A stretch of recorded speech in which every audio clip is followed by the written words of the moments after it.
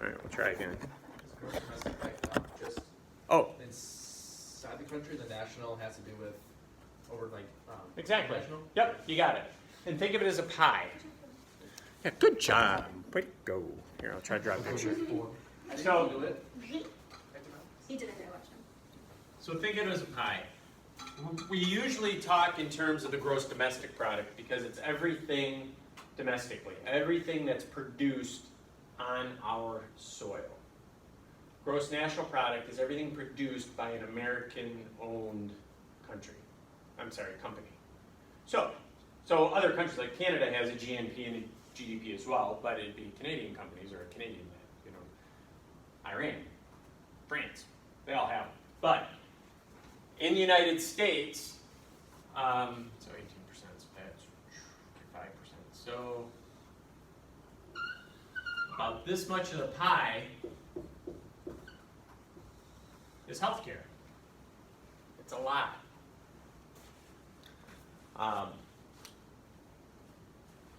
And it's been about the same since 2011.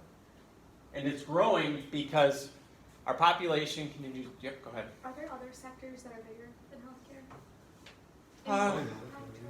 Yeah, here. You know what? That's a good question. Let me. I just don't What? know. He said like military spending and Yep, that kind of a thing. it is. It is big. But let's go to let's go to Google.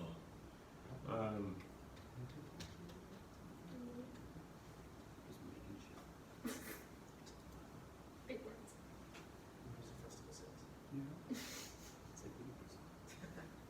Literally, Jason, I think like 90%. And I like the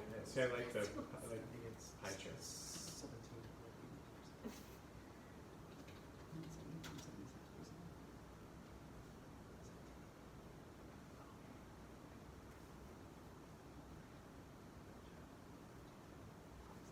Try the first one. Which one? This That one? one. That one. Oh, that's the growth. Just kidding. Okay. Let me see if I can find it.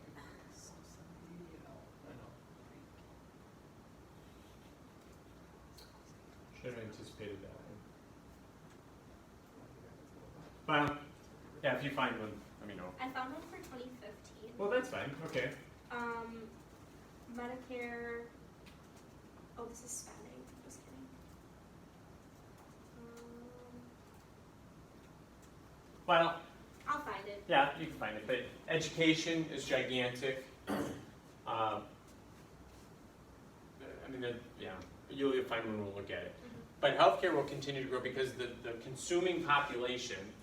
Remember my graph over here at the top of the roller coaster. The more we consume, the more it takes up the piece of the pie, and we'll continue to do that. And the aging of the population, again, does the same thing. The more people you have, the more that we're going to do it. The older the population, the more we're going to consume. It'll get bigger. Now, what's interesting about the gross domestic product and why it's really, really important for you to keep an eye on it, just as a consumer and a person, is that when we talk about gross domestic product in general, it's a measure of what's happening in our economy, and where like trade deficits or come into play. It's how much money are we borrowing from other countries in order to maintain our domestic product. So that's why that comes into play. And more practically, I don't know if you have a budget. If you're working and you have a paycheck, I'm assuming you have a paycheck if you're working and you know what your expenses are. If all of a sudden, and I'm assuming, well, if any of you are independently wealthy, that's awesome. I'm happy for you. But if you're not, and you know you're going to spend $150 a month on gas, and you figure out what you have, and you're doing that kind of stuff, and don't take into account credit cards because that's just a really expensive loan. But a lot of people use it as to keep alive. But in a perfect market, if you had to spend $200 on gas one month, what would you have to do to your spending in another area? You gotta reduce it. Right, you have to reduce it. Theoretically, same thing for the gross domestic product. If healthcare goes up, we're not spending or creating, let's say, an education. Or the military would say, you're not keeping our country safe. Things like that. So those are the kinds of conversations they have in government about gross domestic product. Now what's interesting is that for the most part, well, I think it's all interesting, but, and this doesn't say anything in the slides, but healthcare is a service industry. We don't produce anything except service. So our product is our time, if that makes sense. All I can give you is my time. And you use it, and my time plus your time doesn't create more time. Now, like a factory, part of the thought is that if you spend more money, this is an argument made, when you're spending more money building things and creating things, and there's a demand in a market somewhere in the world, especially if it's an American country or company, if you sell that piece of equipment or machine to another country, they're going to use their money, and their money comes into our country and adds to our economy. Does that make sense? So so you get sort of like a double bump or a triple bump on the productivity, because you have jobs to create the thing, jobs to sell the thing, and you're selling it to someone outside using money outside of the system to pay for it. Where in healthcare, it's kind of a closed system. It's funded by employers. A lot of it comes from Medicare and Medicaid, which is your tax money. We're just recycling the money inside our own little system, as opposed to bringing new money in. Does that make sense? So that's one of the big economic arguments made for we need to build things and sell things all over the world. And why? And I bring this up because recently in the papers, we had a little tiff with our northern neighbor, Canada, because NAFTA was threatened, the North American Free Trade Agreement, which Mexico, the United States, and Canada were for a long time operating as an economic unit to negotiate with the rest of the world.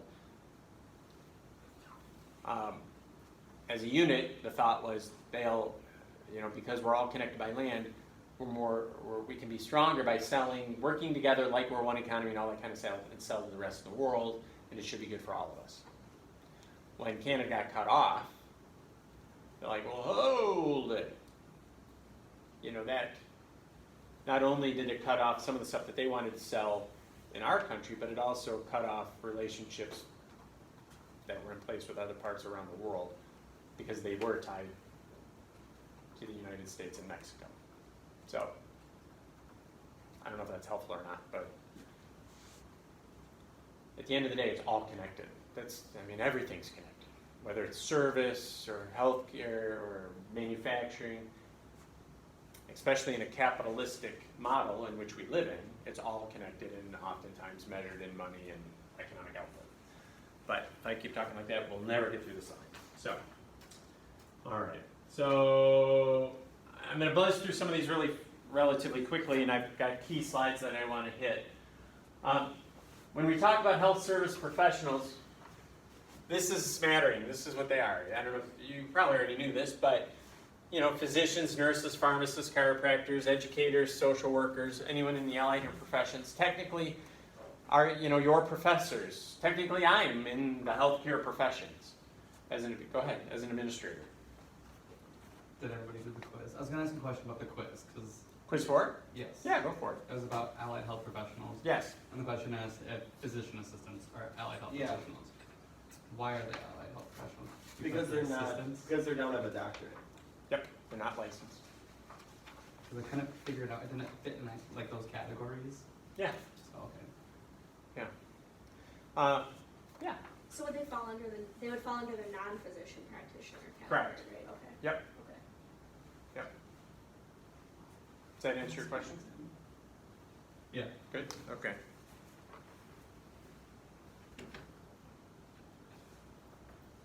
Where do they work? There you go. There's a table on 4.1. They work everywhere. And it keeps expanding. And, well, it's interesting, 'cause it's expanding and contracting sort of at the same time. Hospitals are getting bigger, and hospital systems are getting bigger, and employing more and more people to get economies of scale. Remember, I know we've talked about that, economies of scale. Remember Henry Ford, you know, the cars and all that kind of stuff. So they're getting bigger for a lot of different reasons, but healthcare is also being moved out into the community as well. So, okay, I don't know, this is food for thought. I don't know if you noticed, but there is a very big push for, I guess you'd call it supplements right now. Cannabis oil. Don't know if you're aware of it, but there's a big movement afoot right now on normalizing the use of cannabis oil in many different settings and many different things. I was wondering, is that in healthcare as part of the GDP, or is it not? I don't know the answer. Yeah, that's interesting. I don't know. Use it, some of the seizure, like kids with epilepsy, use CBD oil. Yeah. And yeah, that's interesting to think about. Like because it's being used in a healthcare setting, is it then part of the? Yeah, it could be. Yeah. I don't know. You want me to look it up? But I don't even know if there's an answer of it. You can if you want. The reason why I bring it up is I know it's been around for a long time, and it's not an hallucinogenic part of the hemp plant and all that kind of stuff. But it's still kind of controversial. I mean, the jury's a little bit out on it. Yeah, the hospital had to like put something out saying, there's people using this, but we don't provide it to them. We're aware of it, but we're not. Right, yeah. it's in that gray area. Right, Well, right. so if that's the case though, do you have to pay for that separately, like insurance wouldn't cover that product? I suspect, I don't think insurance will believe so. cover I it. think it's separate. Yeah. We're gonna prescribe opioids to anyone who wants them. You are? Is that your plan? No. Saying they're weird about CBD oil that has no effect that actually benefits, but they're gonna prescribe opioids that have a proven track record of addiction and death. But they've changed it. Yeah. They've limited Yeah. Well, they might. It's because it's closely associated with it. marijuana. Joel did a paper on Right. it. I did. Oh, you did? You should talk about it then. I mean, to me, it's a fascinating development. Yeah. And that's happening, it's happening all over. I have a cousin in Florida who, like Mary Kay, like the pyramid schemes, and you sell products. She sells CBD products down in Mhm. Florida, and she's like all the time posting about it, and she's got so many people buying her products down there. So it's like a business too now, It is a business. Yeah, but it's like legal. it is. This is not THC. 48 states legal. Pardon me? 2 states ban, I think, Michigan and somewhere else. Oh, are they banned to cannabis products? CBD. If you want it, I can bring it to you. He can hook you up. I just so happen to have a distribution network going I on. learned this weekend less than 0.3 THC is legal. So Oh, really? So you can smoke hemp. So I can go to the store, buy some rope, and Yeah, light it up. yeah. Okay. Whatever you're into. Can I have 150 yards of that, please? Sure. Get some. I'm just kidding. And those are agricultural products, like you said, marijuana. I think the most of the products are from agriculture side. Mm-hmm. So once they sell it to healthcare, then healthcare can acquire it and take credit. They can. Like the pharmaceuticals company, even they get most of their stuff from chemists. Correct. So healthcare and chemistry might be different something. That is very true. The healthcare folks and the chemistry side may take totally different sides. So for your saying for cannabis, probably agriculture and healthcare. Probably are. Many in two different senses. views. Yeah. And that might be a really interesting cause and effect loop if you want to, keep that in the back of your mind maybe for a final project. But yeah. So I don't know. I just bring that up for food for thought, or cannabis oil for thought. All right. So, but where are they? 40% or almost 40.5% are in hospitals. 12% in nursing and personal care facilities, and 10% are in doc offices. And this is 2012 data. I suspect we're actually probably a little higher right now in hospitals because hospital systemization has gone up a little bit, and they've been on a hiring binge for the last few years. But proportionally, just the things you need to remember: majority are in hospitals, and that's where the rest of them are.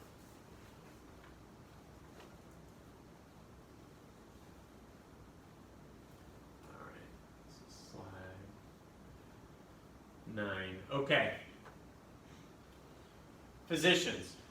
The role of physicians. They are sort of king of the hill.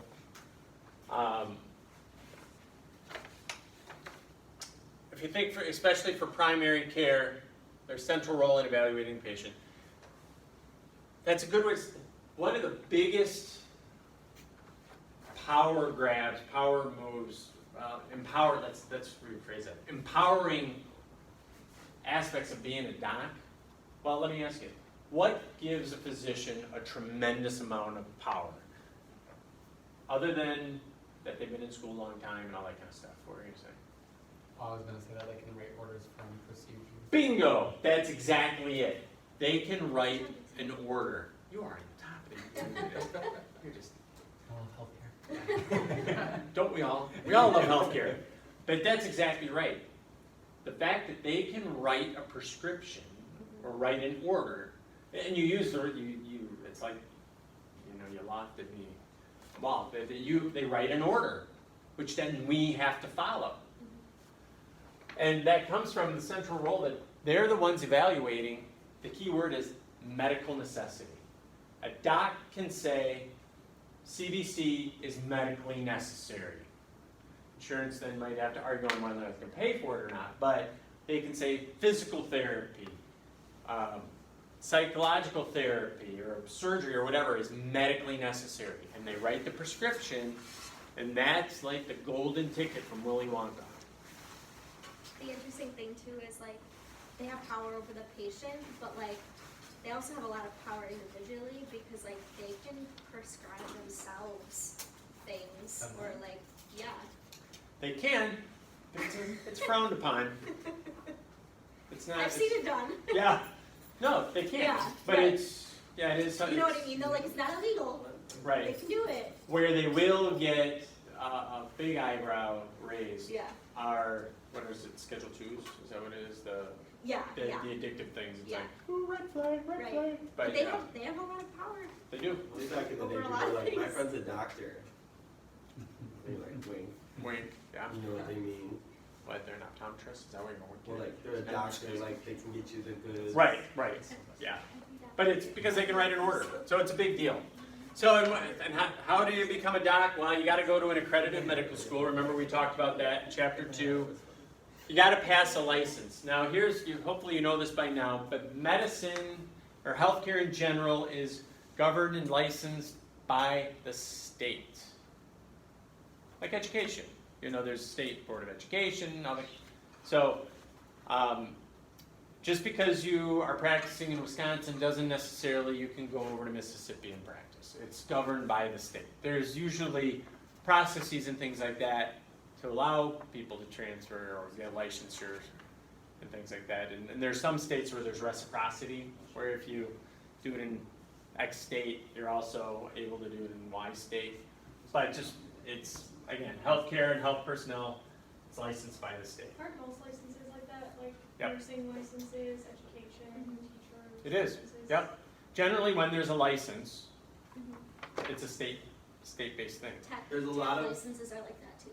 There's a And lot of technologists. there's a lot of movement for like lawyers and for nurses to have there's these organizations that are moving to get like licensed reciprocity. Yeah. Oh, So okay. that, so say, because there are a bunch of traveling nurses, because you make so much more money, so then they can go from like, say, St. Louis all the way to just anywhere in California, just like these, but Mhm. I don't know, I did a whole research project on that, but yeah. And the same thing And for why? lawyers. So let's ask about that for nurses. Why do you think states would be interested in giving up, I guess, or sharing the authority or sharing their licensure authority, perhaps with, California or California sharing with Wisconsin? Why? Because if you need nurses, you can get them to come to your state. Yep, supply and demand. Make it easier for the workforce to move around, and then you just recruit the heck out of it. Yeah. So, yeah. They're doing the same thing with physicians and the same thing with lawyers. Because lawyers is more like, if you pass the NAP, it's not the NAP, it's the bar exam. Mhm. In like Chicago, they say that's harder than like passing it in Wisconsin. Yeah, so why not give them credit for it? That's what I'm saying. I mean Illinois. Testing in Illinois. Right, I just, yeah, I understand. I guess it is. It is. I know. But We started about Chicago, Kansas. So, yeah, so, and in general, to be a doc, you have to complete a residency, and went through graduate medical education, anywhere between 2 and 6 years. Now, over the last 20 years, the number of active physicians is increasing. So, we are in a period, we have a shortage, but the number of physicians continues to increase. It's just that curve, our need, our demand is increasing faster than how many we can pump out. Well, So- especially because it takes so long to become Yeah, to a get through. doctor. Yeah, it takes So a while. we wouldn't even see a shift in that curve. Right, for 10 years. Yeah. How come this? I've always wondered this. If there's such a shortage of doctors, why do medical programs why do they have such a small amount of students that they'll admit for cohort, like? That is a great question. You know, Why let them do all you- be doctors, Same with and then nurses. obviously you just have to keep your GPA and stuff, but Wait a minute, say that that way, again, what did you say? like some programs only allow like 14 people for the fall. Gotcha. Okay. So yeah, so I guess somebody rephrase, maybe so it's just, all they can afford. let me, I guess. just so I understand the question you're asking. If there's such a shortage, are you saying, why not just let more people in? Yes. Why do you think? Well, it's all they can afford, and then you have to have the teachers, and like, there's such an education shortage too. I mean, what kind of nurse I think it's practitioner? still been selective. Like I always thought it was like they just They're trying want to the make sure best that of they the get the right best. candidates. But I feel like if you pick the best of the best, you're already giving yourself like a shortage of Yeah. doctors. And I think it's just been Some selective. people can try really hard and be good. Well, just They can because open it up to some more people people if they wanted kill to. it on the MCAT They could. Doesn't mean they would have be to be a good doctor. But doesn't it add to like the Harvard. prestigiousness of the university? Right, that's what I think. I think it's just been But like, selective. but Yeah. for nurses, it's a little different because it's like if you're a nurse practitioner and like you could be a teacher, would you be making? You'd be making more as a nurse practitioner than you would as a teacher of nursing. Mm-hmm. That's Do you know what I true. mean? Yeah, there's definitely economic incentives. Right. And then so the same things for like CNAs. Like if you're gonna be a nurse educator, you can make more as being a nurse than an educator. I think the answer to the question is all of the above. You know, and I don't mean to be cynical, because we do need more doctors, but, you know, you flood the market and, you know, the value does go down. Go ahead. Yeah, I have like a general thing to say for like the doctors. Okay. As we know, like most of the doctors are from India. You see in the hospital, or maybe Bangladesh. Or I know there are a lot from Nepal.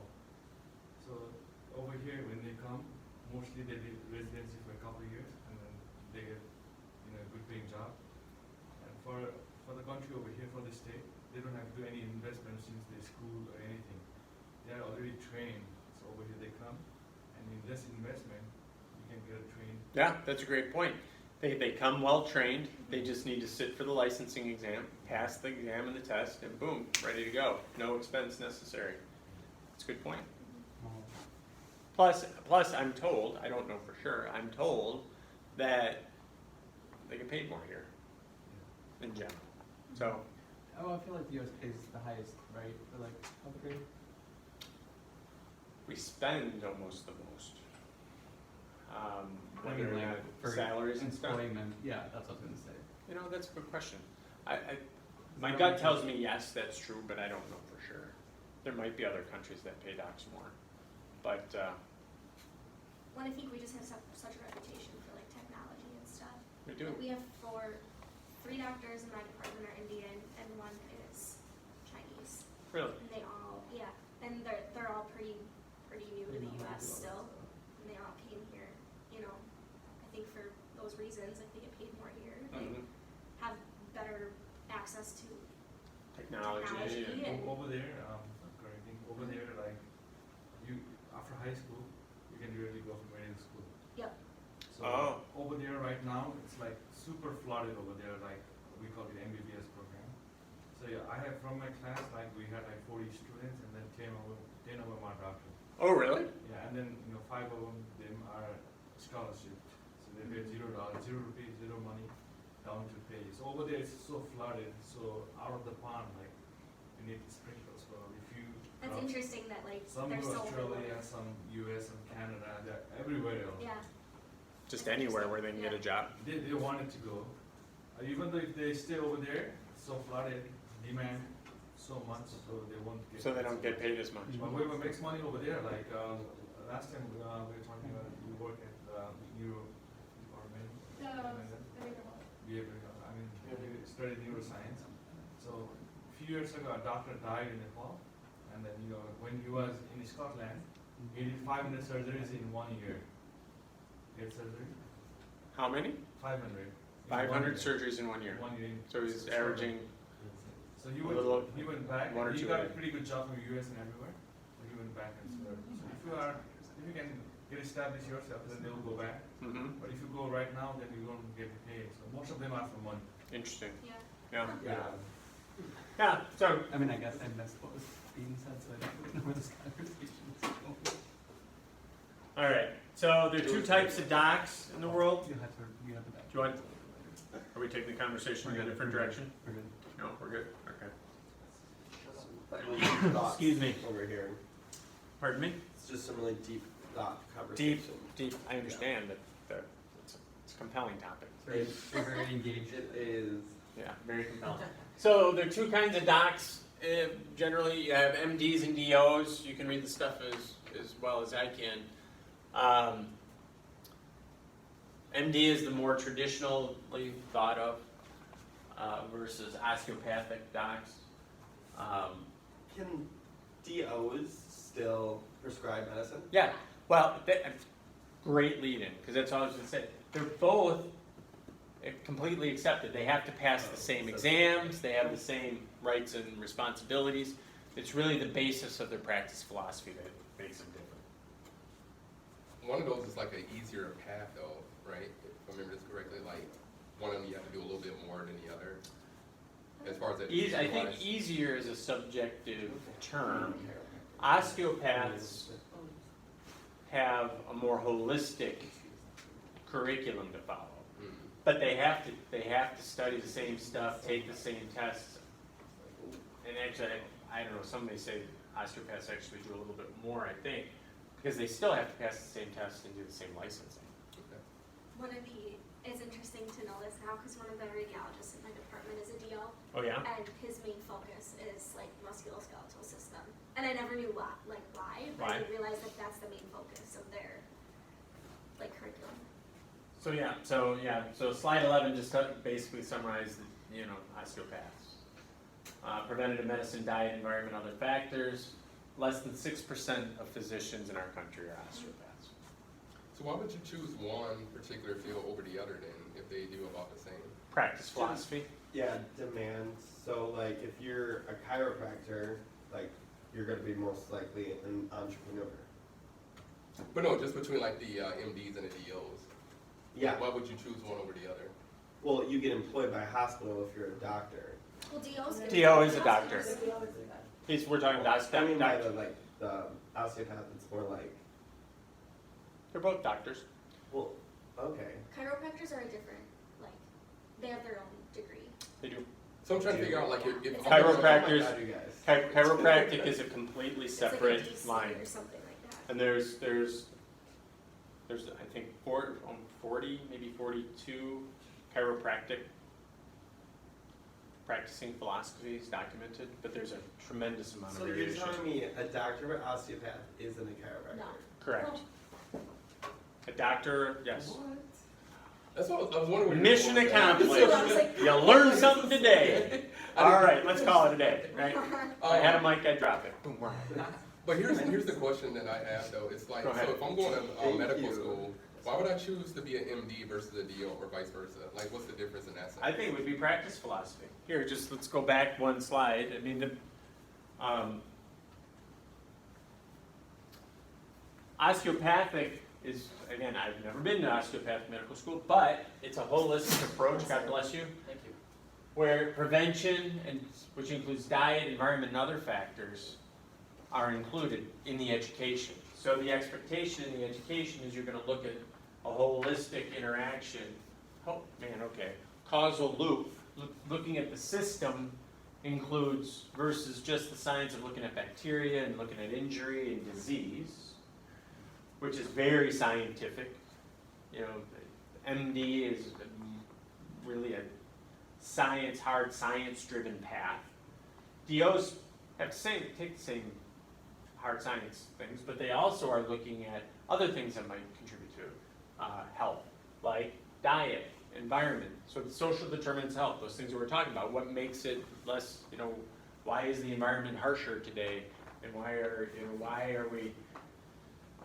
why is our life expectancy, you know, why are we not climbing as fast as, you know, one would expect with all these advances in So a little more scientific medicine? research in DO?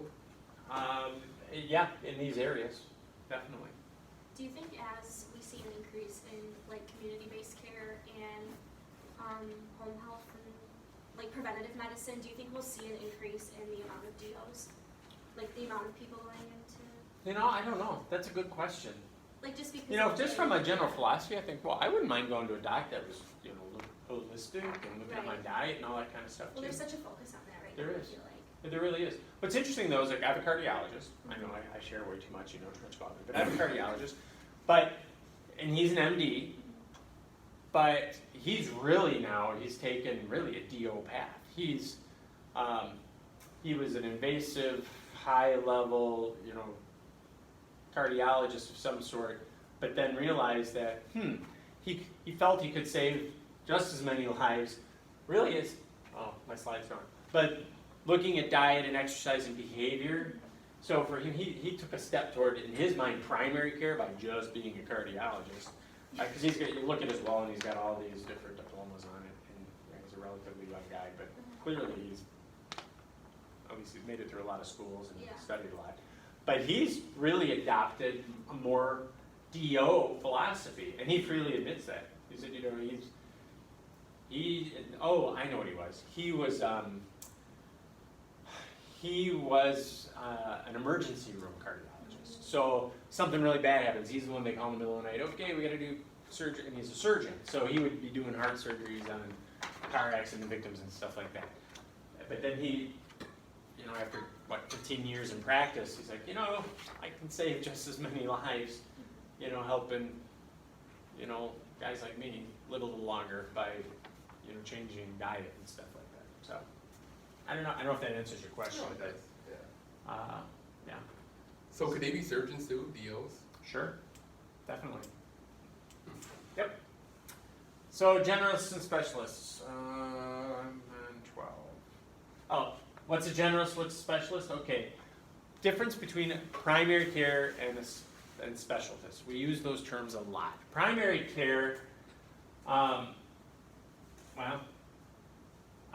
it's your general practitioner, your pediatrician, your internist, your OB/GYN. Who am I missing? Do I even have it up here? Again, primary care, the ones you'd go, they're your first line of medical defense. Nope, surgeon is a specialist, just by definition. Because they've gone through medical school, earned their primary care stuff, and then they specialize on how to cut into you and try to fix stuff. Without breaking into us. Yeah, without wrecking it on the way out, right?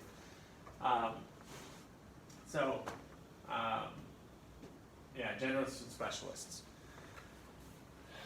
So, specialists, non-primary care, they need to be certified. If you're going to call yourself a specialist or a board certified specialist, you have to seek certification. Now, what's interesting though, is that legally, technically, you can be an internist but then call yourself perhaps a bariatric specialist. Because you learned about helping people deal with weight issues and stuff like that. But you can't call yourself, you're not board certified, so you can't call yourself a board certified specialist. Does that make sense? That's why some primary care docs specialize in some behavioral health stuff. There's some primary care docs that deal a lot with depression. Some, OBs or gynecologists that deal with depression, postpartum depression. They're primarily working with women anyway, and that for whatever reason they've specialized in that, and they can go on and get specialized training and things like that. But you can't call yourself a board certified specialist unless you seek the education and get the certificate.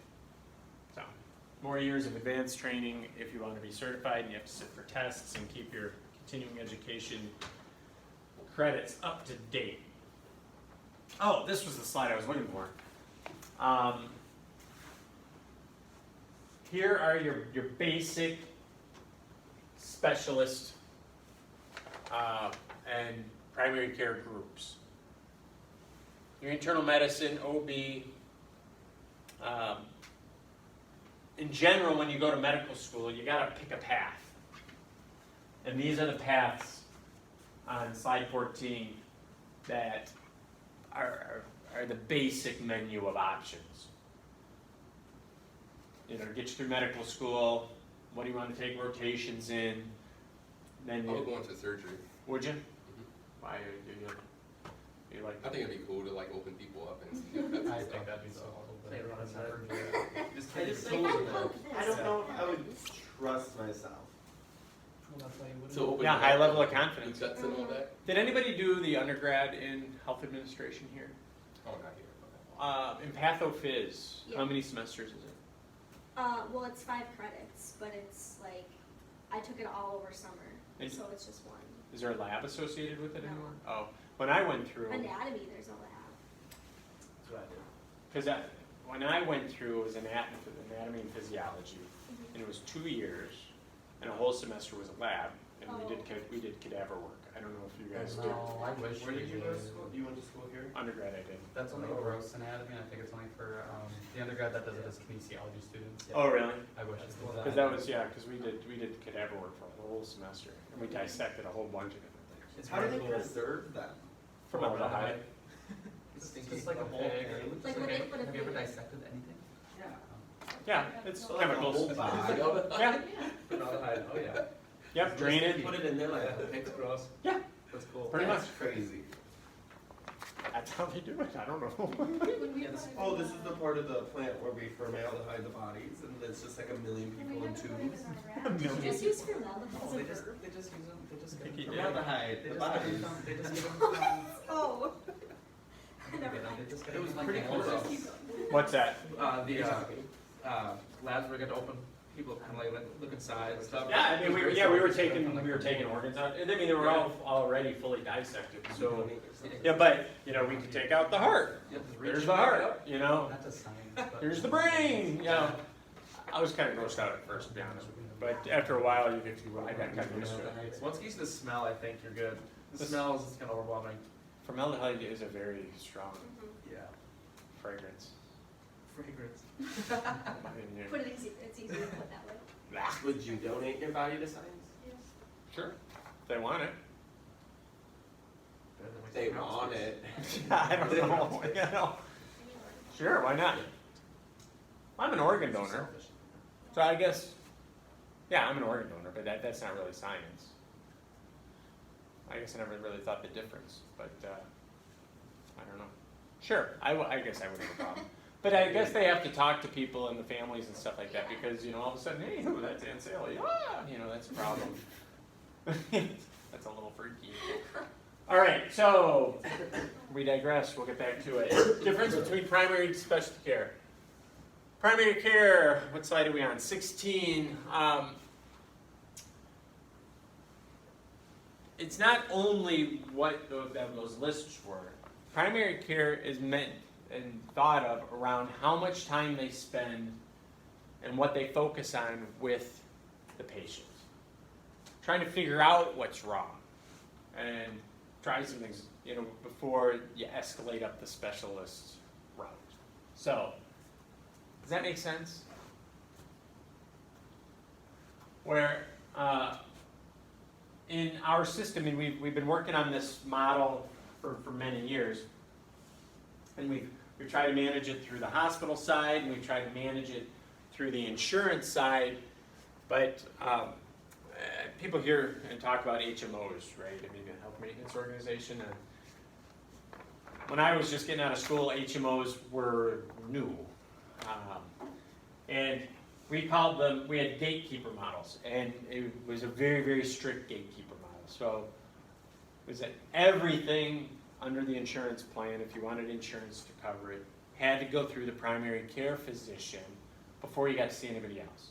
So you could be sitting there, you could have this really big problem with your eye. You couldn't just go to an ophthalmologist. Now, an optometrist, there's a difference between an optometrist and an ophthalmologist we'll talk about. The ophthalmologist is a medical doctor that specializes in diseases and functions of the eye. Optometrist is the person who specializes in the structure of the eye and helps you get glasses so you can see better.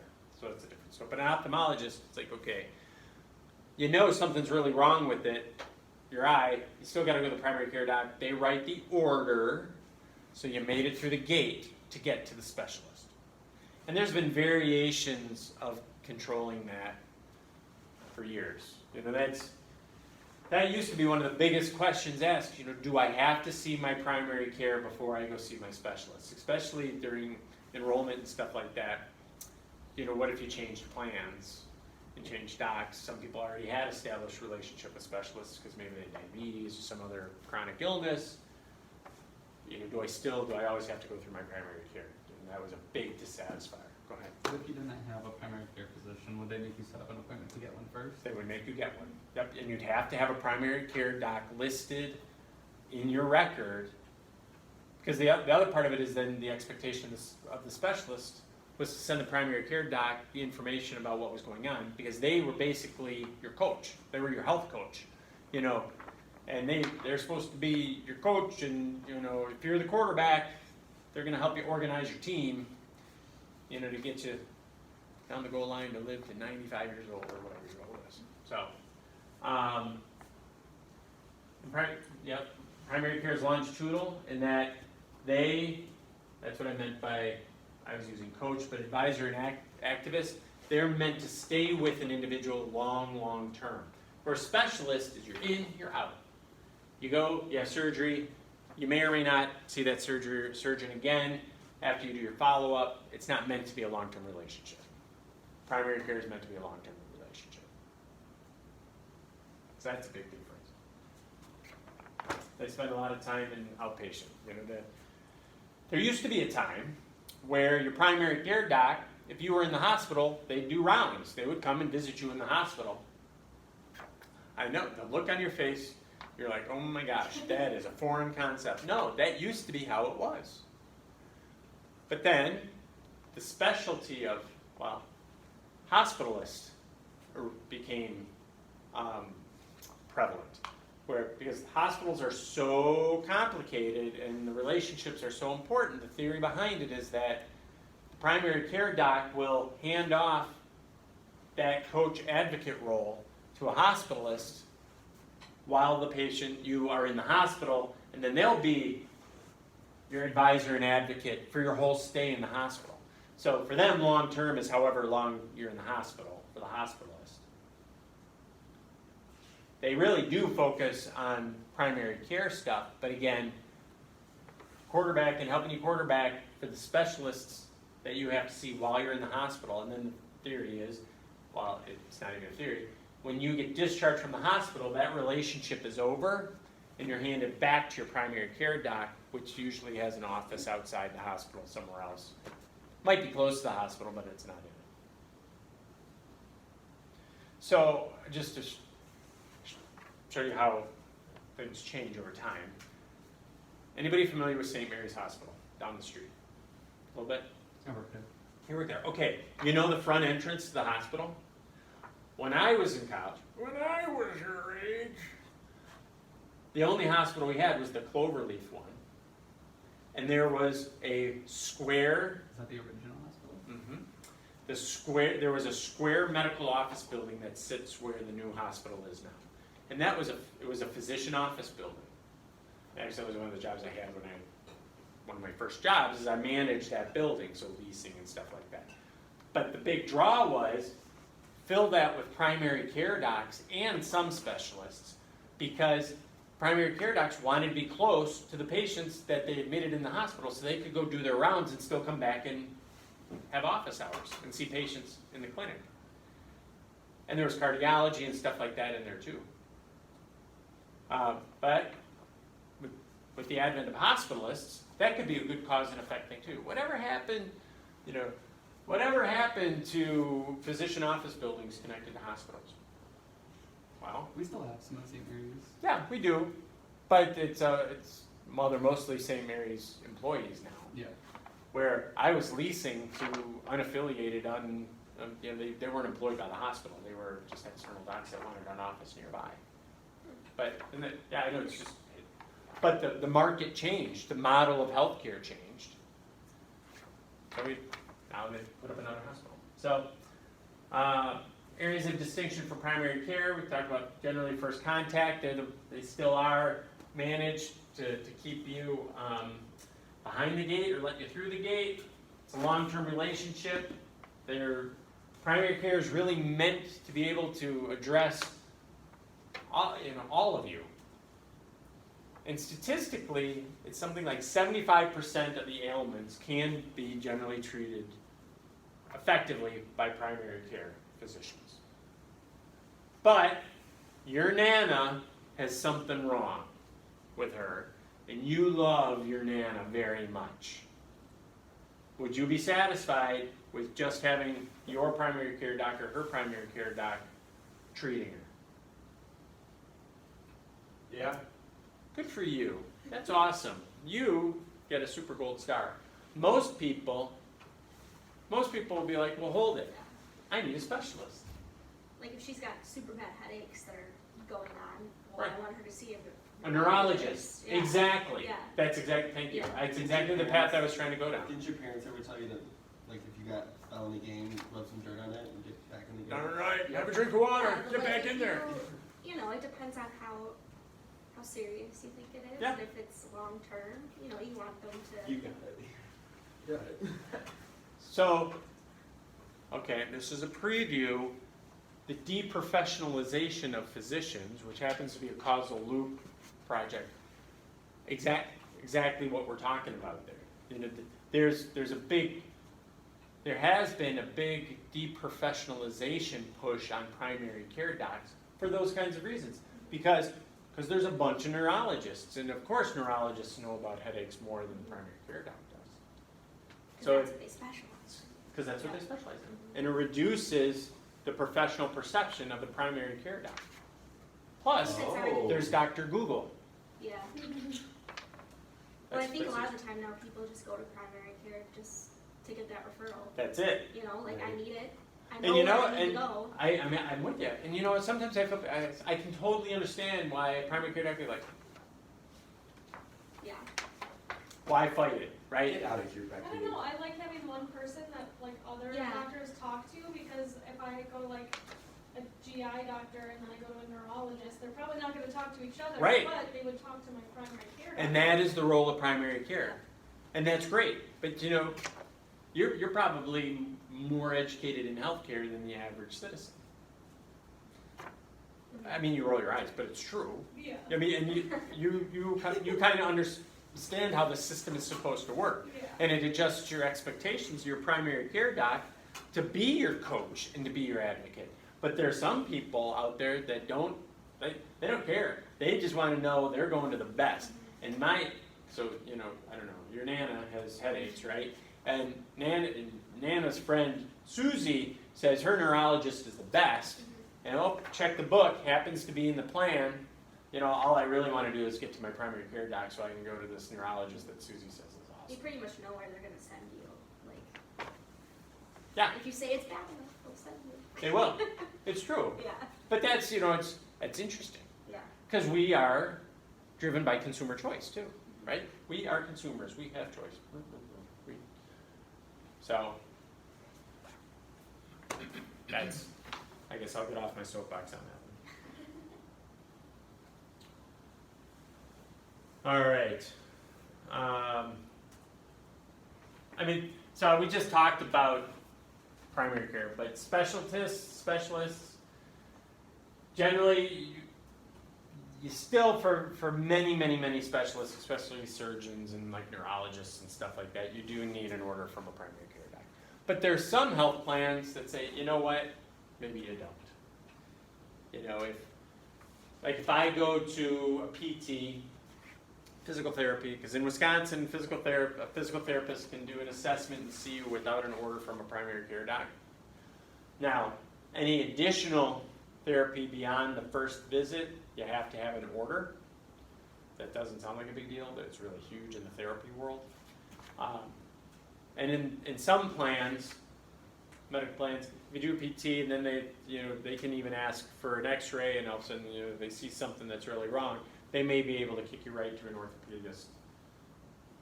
And then they have to share the information with your primary care, but you may not have to go to a primary care doc. But that's kind of unusual. Usually they'll kick you back to the doc and say, hey, go talk to your doc.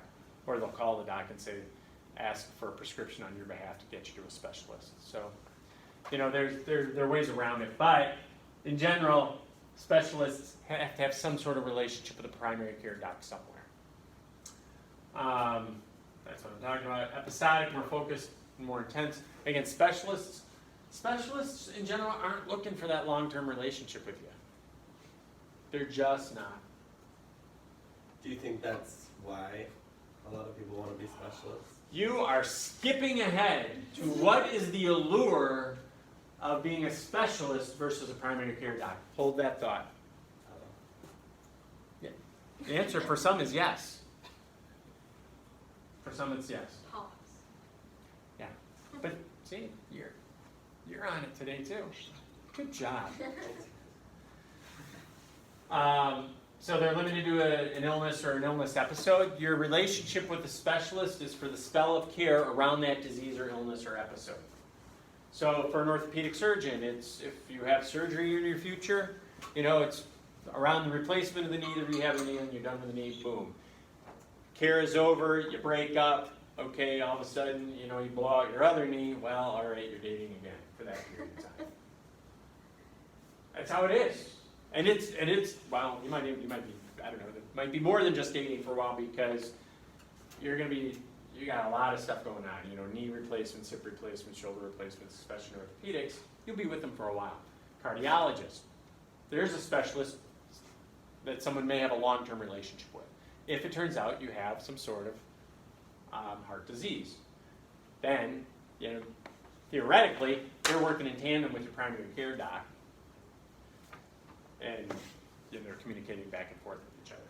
But if you are all of a sudden miraculously healed from your heart disease, your spell of care might be over, and until it comes back. I don't know. I've never heard that happening, but it could. Cancer. That's another one. There's generally a semi-long-term relationship with your oncologist, and they're technically a specialist as well. Alrighty, so problems in medical practices. Okay, this is a brief overview of things that just aren't quite right. Clinical practice guidelines, lopsided. All medical education is not equal. The practice of medicine in varied environments is not the same. So there is variation, and here's a list of 7 things easily. International graduates, what you were just talking about, docs who come fully trained and just sit for the exam, they're technically on par, but their education is way different. Can I ask, is that a second sandwich? No. Okay, I'm sorry. You are hungry. The third's coming out in about a Okay. And then the big old Rice Krispie treat they Yes. have, Yeah. I'm sorry, I didn't mean to make you Oh, you're good. self-conscious. Didn't mean to make you self-conscious. Reading again. What the heck? All this learning makes me hungry. So is threat of compromises. That's a big one, especially with the systemization of healthcare as we know it in primary care especially. There used to be a time when all docs, virtually all physicians were independent practitioners. They weren't employees of anybody but themselves. That's going way back. But now, for all intents and purposes, all primary care physicians in the greater Milwaukee area are employed by a hospital system or a big group. One of the big problems or perceived problems of that is threat of compromise. I'm part of a big group, I'm part of a corporation. They are going to make me compromise, because of practice guidelines or hours or whatever, some sort of compromise is out there that had they not been involved, I'd do it a different way. That's a fear, a concern about being part of groups. Just this. Aggregate physician oversupply. Isn't that a fancy term? Didn't I just tell you a little while ago that we have a physician shortage? There just aren't enough physicians. It's true, but St. Mary's has plenty of docs for their hospital right now. St. Luke's has plenty of physicians. Right, go ahead. Is that like rural hospitals and stuff? Yep, the mail distribution generally is occurring in inner city areas and in rural areas. And sometimes it's, effects of insurance coverage or other things, economically affecting the area. If that makes sense. Finding your way? Sorry, I'm standing in front of it. So, which leads to geographic mail distribution, again, the rural thing, based on geography. Yes, there's a shortage everywhere, but there's a bigger shortage, 30 miles northwest of Wausau. They need docs there. They just do. Pretty much anywhere in rural Wisconsin, there's a shortage of all sorts. It's not uncommon to have to drive 3.5, 4 hours. You might have a primary care doctor or nurse practitioner, but to see a physician or get some specialty care, you're going to go driving. It's very, very common, even in the state of Wisconsin. They're really trying to incentivize, physicians to go to those rural areas, or even children's. We have a hospital up in the Fox Valley. Yeah.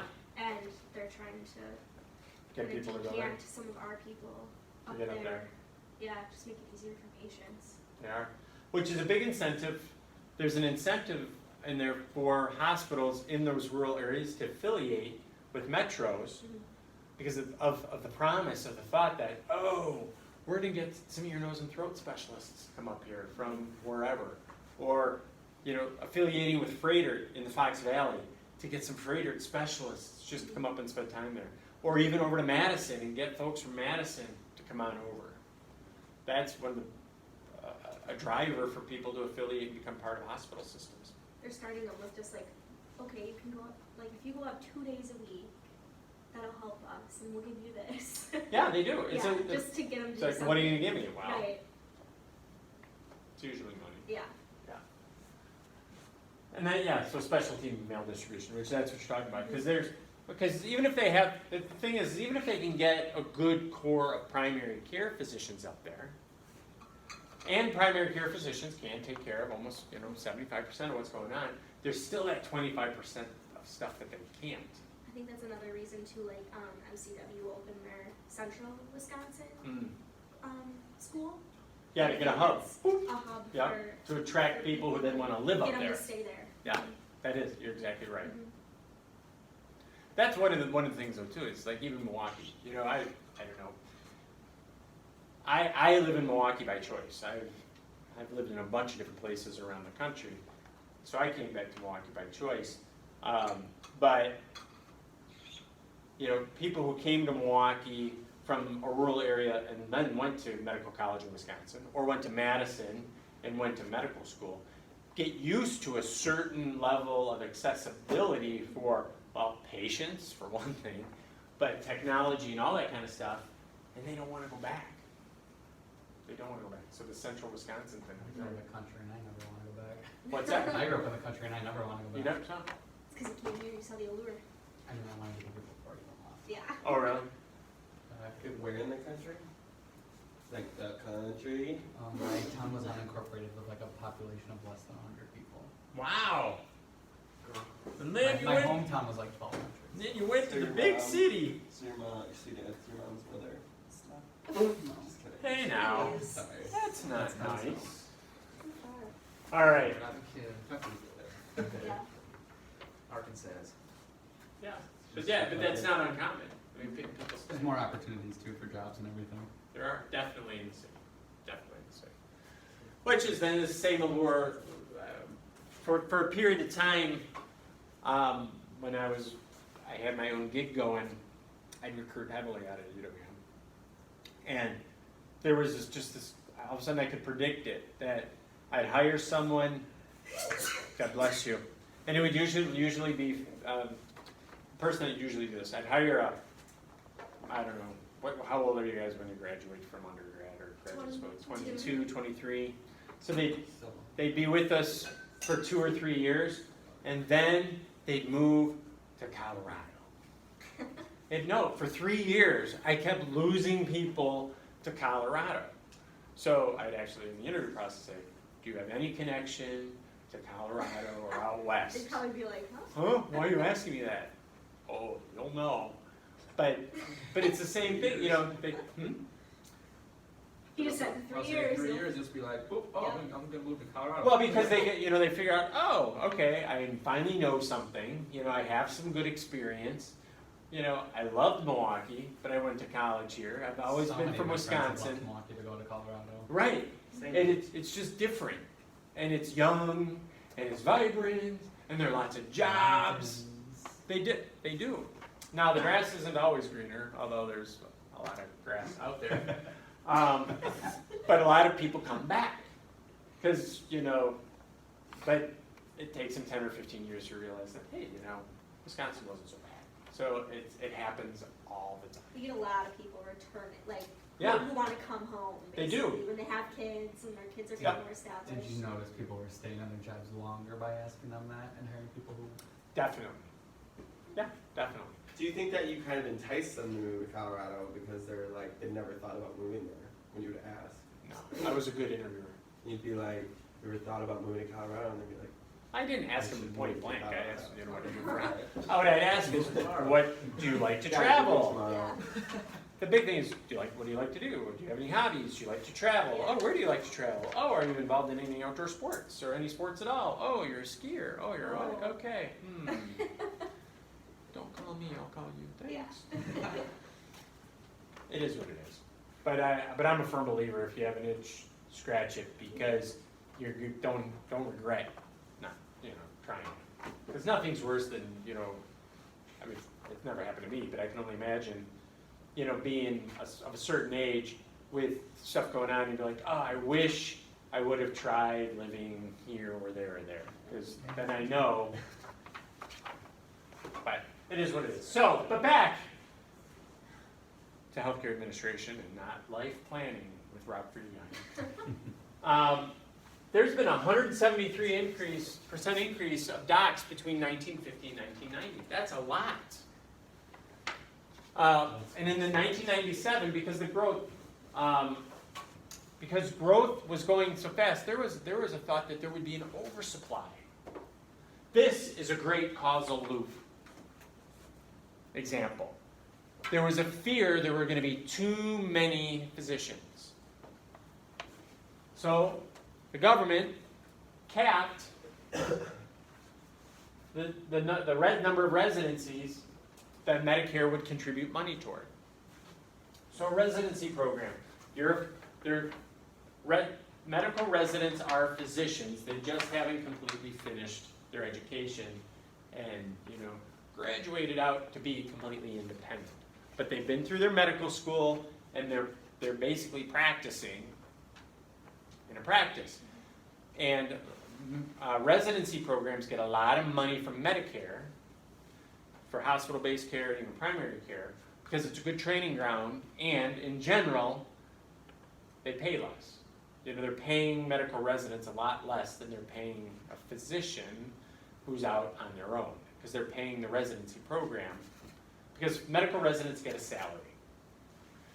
Primary care physician, well, back in 1997, a primary care physician generally practicing on their own, they were billing on their own and generating their own money and their own revenue as an independent. So, residency program has residents, they paid them practically slave labor wages for, they did, it was an incredibly low amount. We usually work them a lot. They did, and they worked them like crazy. But at least they were getting paid now. You know, they finally They're making something. they're making something.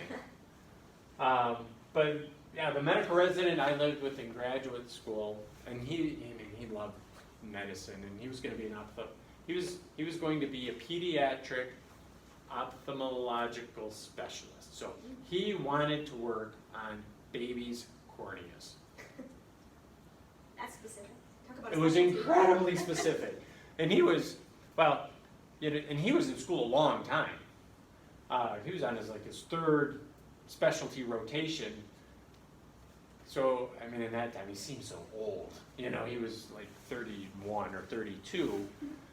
And he seemed really old. Mhm. And he was living at that time on like $19,000 a year. But he loved school. He had his loan amount was insane, but he loved it so much it was fine. But I don't know why I kept saying that. Well, I was just sharing with you that here he is literally a specialist now, and they're paying him $20,000 a year, and they're using Medicare and Medicaid money to do it.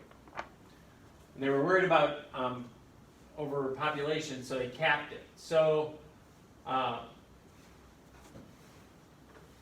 the deal was, well, you can read it, but they just wanted to cap it to control what the expense would be. $7 billion per year at $70,000 per resident. That's what the residency program got for the physician. Now, in 1997, so I graduated graduate school earlier than that. So, my roommate or housemate who was making $20,000, you know, the hospital was getting about $70,000 for him. So they pay him the 20, they pocket the 50, or they use the 50 for something else. That's why medical residency programs are considered kind of lucrative and important. And the government was like, you know, medical schools are making too much money off of us, so they cap the amount. Does that make sense? So then that capped supply. So cause and effect. If Medicare, if a residency program or a hospital who depends on residents isn't going to get any more money per resident, they're not going to hire any more residents. Does that make sense? Mm-hmm. And you can't be a physician unless you have a residency. Therefore, supply was capped.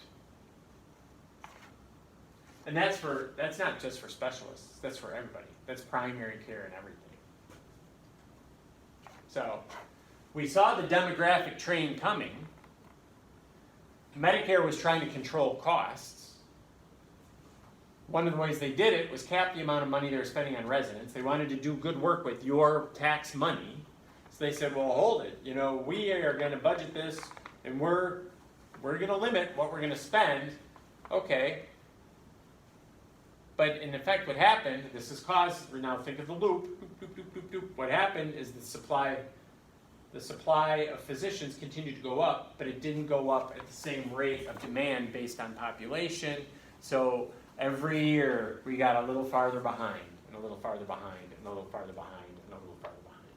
Because here we are, how many years later? 20 years later, and we got a shortage. I know, wild.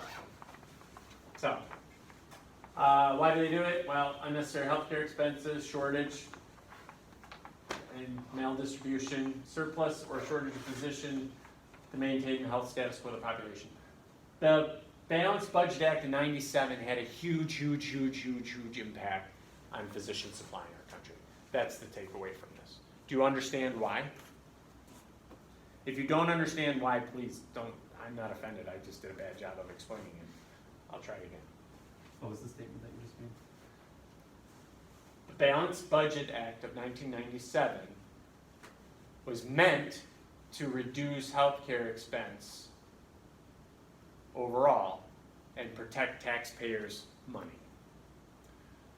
The effect it had was it kicked off what has now become, well, kicked off the shortage of physicians in our country. And I just wanted to understand why. It was an unintended consequence. So you cap residency, so that backs up. If you aren't going to take any more residents, you're not going to have any more slots in medical schools, backing up. And remember, physicians at least 10 years in school.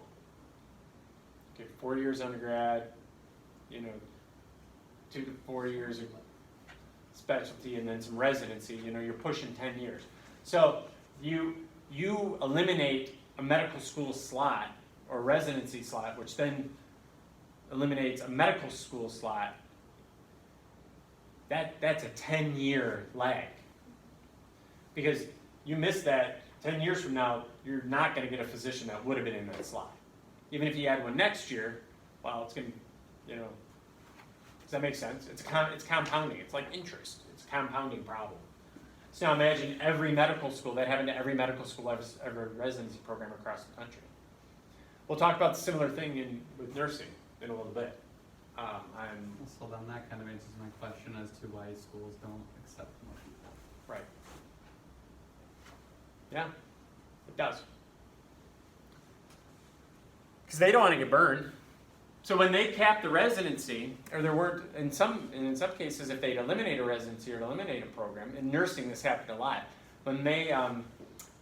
When all of a sudden a bunch of nurses got fired and there weren't nursing jobs anymore, nursing schools reduced the enrollment in nursing school. And it takes, in nursing school, it takes 6 years to get a BS. Well, Bachelor of Science in Nursing is 4 years, but there's some additional stuff. So you're at least 4 years, maybe 6 years for a nursing slot until you can practice, at least back then. Once they started eliminating those, then you get rid of your nurse teachers that are nurses. You lose those slots. We never caught up because we dismantled the whole education process, and we couldn't make enough and hire enough in the hospitals, to keep up with the shortage. But we'll talk about that in a few minutes. I'm getting ahead of myself. It's all exciting. All right, so why is there a geographic male distribution? We talked about it. Why, there's shortage outside of metropolitan areas, less than 50,000 people. So, Milwaukee technically is 680,000 people in just Milwaukee proper, but 1.6 million in the general population area. Okay, so you have that. Now think Fond du Lac, Wisconsin. I don't know if you know where Fond du Lac is, or Neenah, or Oshkosh, or I don't know, pick a town. But that's where you're hovering right around the 50,000 mark. And that seems to be that critical tipping point. That if you're in a town with about 50,000 or more, you generally have the resources to attract people to come and stay. But below, and there are a lot of towns below 50,000 in the state of Wisconsin, there's a shortage because, well, there's less income opportunity for docs because there just aren't as many people to see. Less professional interaction. You only need one. Technically, you probably only need, well, in Wisconsin, maybe 3 cardiologists, really, or 4 or 5. I don't know, not that many. I don't even know what the stats are. But you just don't need as many. And, it's like a club. It is. It just is. If you're a cardiologist and you're going to go and play golf with other doctors, who do you have more in common with? A cardiologist or an ear, nose, and throat doc? Cardiologist. It's no different. It's sort of like a hobby, or sport. If you're on a sports team, if you kind of hang out with people you kind of have something in common with. It just is. And you even get to these places and there are not even that many docs. And what if that other doc's a total jerk? It's like, oh, man, what are you going to do? So, less access to facilities and technology, I mean, that kind of goes without saying. We're doing better. And one can say, well, one can look around and can see how the different hospital systems are building, as population moves out, they are building outposts of technology and resources, not only to care for the people there, but to kind of draw people in, take advantage of it. Less continuing education, you're going to have to travel to get your continuing education because you still need CEUs and whatnot. Standards of living, not quality of life, and I intentionally put that. People just make less money in smaller towns. And on the front end though, which is interesting, like let's use Milwaukee.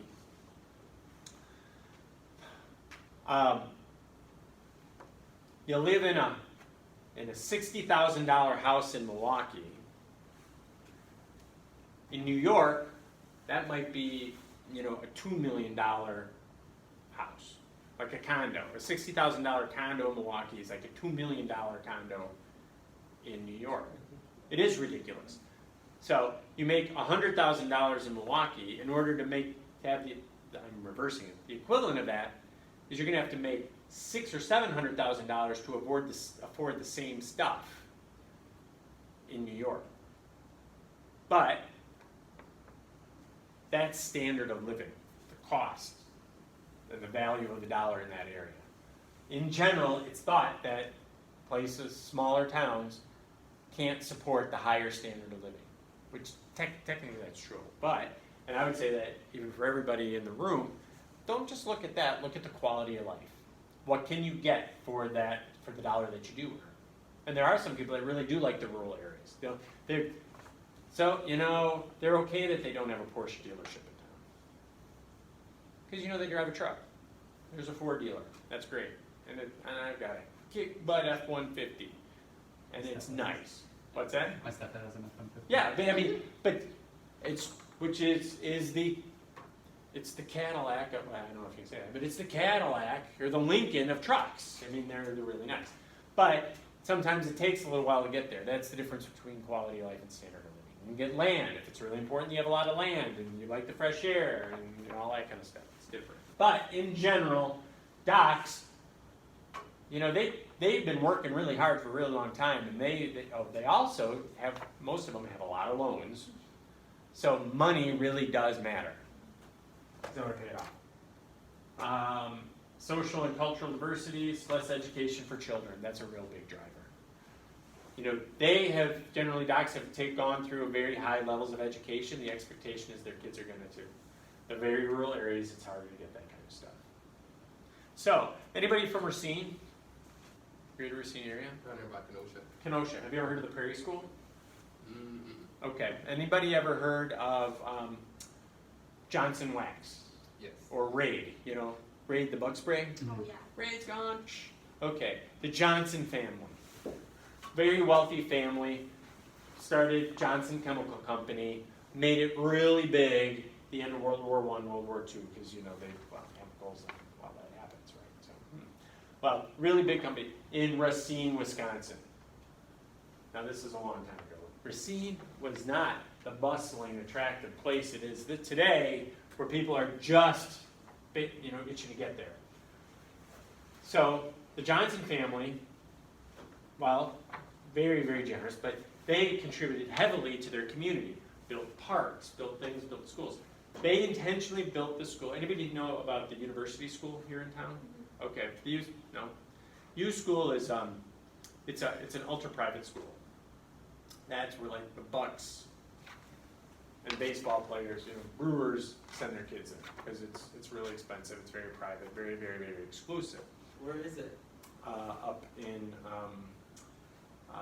Glendale or Fox Point. I guess Fox Point technically. But yeah, just like go to Bayshore, and it's northwest of Bayshore, tucked in the rolling hills of the Fox Point Glendale area. It's a beautiful place. It's really nice. My point is that the Johnson family in Racine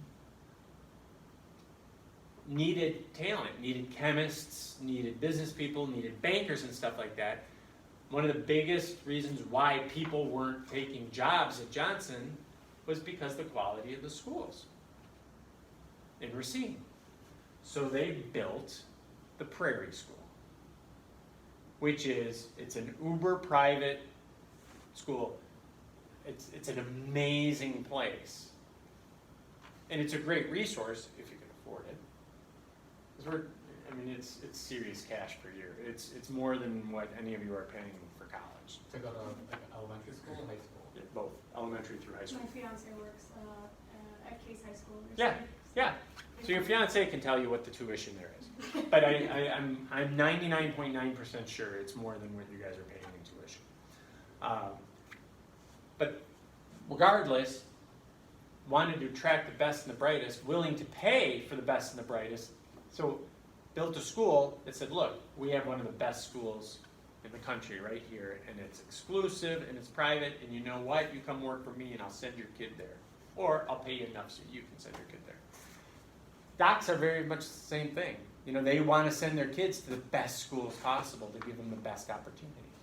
That was a really long story for a really small point. I loved it. Did you? I did. Yeah, thank you. I didn't know that, so that was actually pretty That was interesting. really interesting. But it makes sense. So going back, so think about it. It's not all that much different. Remember from a couple chapters ago when we were talking about Baylor University in Texas a long time ago, and they needed to attract people and attract teachers and stuff like that. So and they needed, and the oil companies wanted to keep their oil workers, and oil workers were generally men. So they all got together and said, okay, how can we attract women to that area of the country and also help them become teachers? Well, that's what Baylor did. We'll pay for your health care, we'll pay for your education, we'll pay for your health care, help you get settled, and then hopefully you marry an oilman and everything goes out really, really well. But it's not that different, right? You create the environment or the standard of living necessary to support your workforce and who you want in your area. Does that make sense? I don't know. Who knew healthcare was so complicated? I hear that SC Johnson is still there too. Oh yeah, the Johnsons are. It's a 4-to-1 Yeah. student faculty. Oh, you're looking it up? Yeah, I Which looked one? it up, the 4-to-1. Prairie School. Prairie School. They have a 4-to-1 Student student faculty ratio. That's Yeah. insane. That means like a classroom of 20 kids has 5 teachers. in it. Exactly. Or Are they five separately is from employees. Yeah. Whereas when we went to school, it was 1 for 30, and they're like running around. And you are better off Yeah. because you made it And through. I went to private schools too, and it was like that. Ah. I know. I went to Wanakee. It was really nice. Is that sarcasm? No, I'm just saying. It was Oh, really okay. nice. And I bet it still is. Maybe. It is. No. Oh, it's right by the water. Oh, it's a beautiful place. Sorry. Look at the university school. It's Yeah. similar model. So, okay, more issues. Well, there's been, more on the imbalance. I'm on slide 22. I gotta make it through all of them. And this, I was just summing up some of the differences. In the 20 years between 1979 and 1999, the number of primary care docs only increased by 18%. Okay? 18%. The number of specialists increased by 118%. You're supposed to say, holy cow! That's amazing. The school website. I got you guys looking up school websites. Okay. Bad teaching tips by Rob. Don't point your students to other websites during class. But it is interesting. So, okay, so on slide 22, just showing you that there was an acceleration in the change. You cap residencies and things like that. Specialists still became in vogue. More people moved into specialties because of the allure, a whole bunch of different allure. 40% of physicians are generalists in general. Better bunch. 59% are specialists. In other countries, this is the kicker. If you're wondering why, another reason why healthcare is so expensive in our country, in other countries, developed countries, only 25 to 50% of docs are specialists. If you build it, they will come. If you're a specialist and you want to send your kid to prairie school or U school, or renew that lease on that cool car, or maybe put the addition on the home, what do you need to do in our country in healthcare? If you're a specialist, if you're a surgeon and you need more money, what are you going to do? Get more patients. Yeah, well, or do more surgeries, right? Yeah. We already have a disproportionate number of surgeons or specialists compared to others, compared to primary care, and they all got to make a living, right? It's their right to make a living in our country. It is. We're just disproportionately heavy in specialists. And I don't begrudge specialists. I'm only pointing out the data, just statistically, and then to compare to other countries. It's just the way it is. Because Nana needs her neurologist. Dag nabbit. I have one more fact about the university school. Love it. Want to hear it. To send your kid to school just for half days for kindergarten, so 5 mornings, $10,000 a year. $25,000 for high schoolers a year. Means you're paying $100,000 for your kids' high school I hope tuition. That child doesn't get like detention or We drop paid out or something. $70 a year at my public school. I didn't realize people had money like that around here. What? Yeah.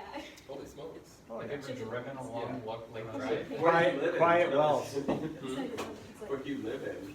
What, in Kenosha? Yeah, oh, Right. you're in Kenosha. Yeah, I'm in Kenosha. for them to give me. But I mean, we do. We see like You know what I houses mean? off that way and stuff, but it's just Sure. you can't imagine they're making that type of money though. What way you take it home? Lake Drive? I mean, Lincoln Memorial? I do. What are you asking? Which Which way I take home? Yeah. I just Have you take ever driven 94. down Lake Drive? Yeah, do you know that? Take a look at Lake Drive and see. Yeah. Yeah, drive up. My dream is Yeah, to see, I live never go that way. I just go to highway and pretty much get off in Kenosha. So, Take Lake Drive sometime. and then I work out here in Milwaukee, so I really don't get a chance to really look around there too often for the most part. Sorry, Yeah, I and got you us go off through topic like, again. What's that? you go through some neighborhoods. On the, What in Milwaukee or? yeah. What do you To take? Milwaukee, I do. Yeah. Do you take Yeah. What do you take Locust 43 and head south? When I get to Milwaukee, No. No, when Yeah, you when go you go home. Well, when I go home. Okay, so when I go home, I go down to Maryland down here, and then yeah, just take Locust all the way down to what is that 43? Yep. Then 43 to 94 east, and then just go home. You're going opposite of the lake. Yeah. So yeah, so I don't see the lake. You can take Lake Drive down to the highway as well. Yeah. You can. 74 to everything. Okay. Just to, It's a little more just scenic. the scenic route. It's a little more scenic. Yeah, that'd be nice. Make you Yeah, feel because like- I don't see make you much. feel I mean, shit. Yeah, go for it. basically I'm passing like the ghetto and Yeah. stuff. And that's, Brands. that's what I'm passing. Take a stroll during Christmas when all the lights are up. It is beautiful. It is. All right. So why are other reasons for mail distribution? Usually I spend a lot of time doing quiz the classroom, but specialists like access to technology. Specialists just make more money. They do. Reimbursement methodologies favor the specialists. They just do. Medical education favors the specialist. And specialists, once you get in deeper into medical education, specialists come and they look for the best and the brightest and they recruit and they want more specialists. And they're the ones that actually have a lot of money to contribute to medical school so they can come and talk to you and stuff like that. So it's sort of a self-perpetuating thing. Now, so that's macro stuff. Some of the quality of life issues, I guess it'd be standard of living as well, but quality of life issues, yep, specialists make more money, they have better work hours. If you think about it, it makes perfect sense. If you're a primary care physician, let's say an OB or an obstetrician, so someone who helps babies come into the world, or a primary care physician, in general, you're on call. You're seeing a lot of people, but very rarely is there an emergency knee replacement. Or even, really, these days, an emergency heart surgery. These things are planned. They can be planned around and scheduled. And through clinical protocols and practices, it's a pretty cut and dry process. I'm not saying it's easy, but there's a protocol. You can go in.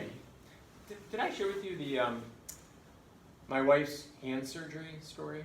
Did I tell you guys that? Okay, my wife got trigger finger. I'm like, great. She's practicing their gun. I gotta be careful. But no, we don't have a gun. But no, it was actually in her thumb. But it was trigger finger in her thumb. So what's trigger finger? it locks up. She can't. For whatever reason, what happened is there's the nerve running through the myelin sheath got gummed up or swollen, and it got stuck. So the nerve just kept firing, and she couldn't unbend her thumb. Oh, so it's like the. Yeah, it gets stuck or it hurt really bad. So that's what it was. But so this great, nice doctor, all that kind of stuff. But okay, so that's not an emergency. He works half days and does usually between 5 and 7 of these a day, 5 days a week. He's home by 2, and he's making 12 grand a shot. That's some pretty good It cash. should be like an all-day procedure and. Yeah, and she was in and out. I mean, she was there from 7 in the morning until noon. But the procedure itself took less than 15 minutes. What causes that? It was a repetitive stress injury. A lot of mouse work and computer work. That office work will get you. But it is. I mean, it's. I know. And then you have your We're all gonna have carpet. what's it called? What's the I science have of a really that? nice pad though. Neurology? No, like when you're sitting here, what do they call it? And then, like, Ergonomics? Ergonomics. Yeah. That's crazy. It is. But there's an example. So I'm just using him as an example. It's big at the VA. Is it? Ergonomics Do is, you yeah. stand at your desk? You can, they make that for you, like the stand and sit and all that. I don't have that. We can only do that if you have a medical. Oh, really? Oh, really? No. Oh, I love those. I love my stand. Unless you're a doctor, and then you get whatever you Then you want. do whatever. Yeah. So a specialist, you can, better work hours. That's an example of better work hours. You can schedule around it. More prestige. Specialists, I hate to say it, but primary care doc versus a surgeon, people know who the surgeon is. They just kind of do. Specialists are like the ones who get awards and stuff, right? Yeah, they're recognized. Crazy. Intellectual challenge. There's just something to be said. If being the very best at what you do in a very narrow field, that strokes the ego a little bit too. And there's prestige and then intellectual challenge. They want to be the absolute best. So Sorry, I'm interrupting a lot today. that's all right. I work in radiology, and our neuroradiologists only work like 4-hour shifts, and they complain about it still, and I'm like, you're from 11 to 2. It's Come on. It's tough hours, man. Yeah. Probably complaining because then he goes home or she goes home for 2-3 hours and does all the documentation. That's true. I mean, they That do could be too, document yeah. after work. Yeah. But still, I mean, what, 5-6 hours a day? Seems Grass like is always a greener, good but be gig. careful I what you know. ask for. I know. So what's the consequence? High volume of intensive, expensive, and invasive procedures. It's self-perpetuating. If you're an expensive practitioner and you need to make a living and you're paid to help people, I know I sound cynical sometimes, and let me back off from that. If the system is set up, if a primary care physician is going to send you a patient with a problem, you're looking for a problem. So you're looking for a problem. Your patient wants you to find a problem. So incentives are in line for a problem to be found. And if you're a surgeon, how do you fix problems? You cut 'em open. Exactly. This wasn't a trick question. If you're a surgeon, how do you solve problems? You perform surgery. You just do. That's what you do. You don't want a surgeon to treat your ear infection. You really don't. In fact, a lot of surgeons will say, don't ask me about that. I know nothing about ear, nose, and throat, or that nasty infection. Go away, But I can work on your heart, because they get so specialized. It's not that they forget all that stuff, but they're not practicing in that. They're just really good at what they do. We had, sorry, I have another interjection. Sure, go for it. We had, I just have a lot of applicable You do. things today. You are at the top of your game I today. was killing it. Boy, you are all killing it. We one of the physicians in my department was having like a medical emergency, like she was having trouble breathing and she was fine, but we asked another doctor to go check, another radiologist to go check on her, and it was one of those situations where he's like, like obviously he kind of knows, Uh-huh. but he was like, we need to get someone else in here Yeah, who knows who what they're better doing. knows, Right. who's better specialized in this to Yeah. help us out. So just because they're a doctor doesn't mean they Exactly, because that No. radiologist is quick. Yeah.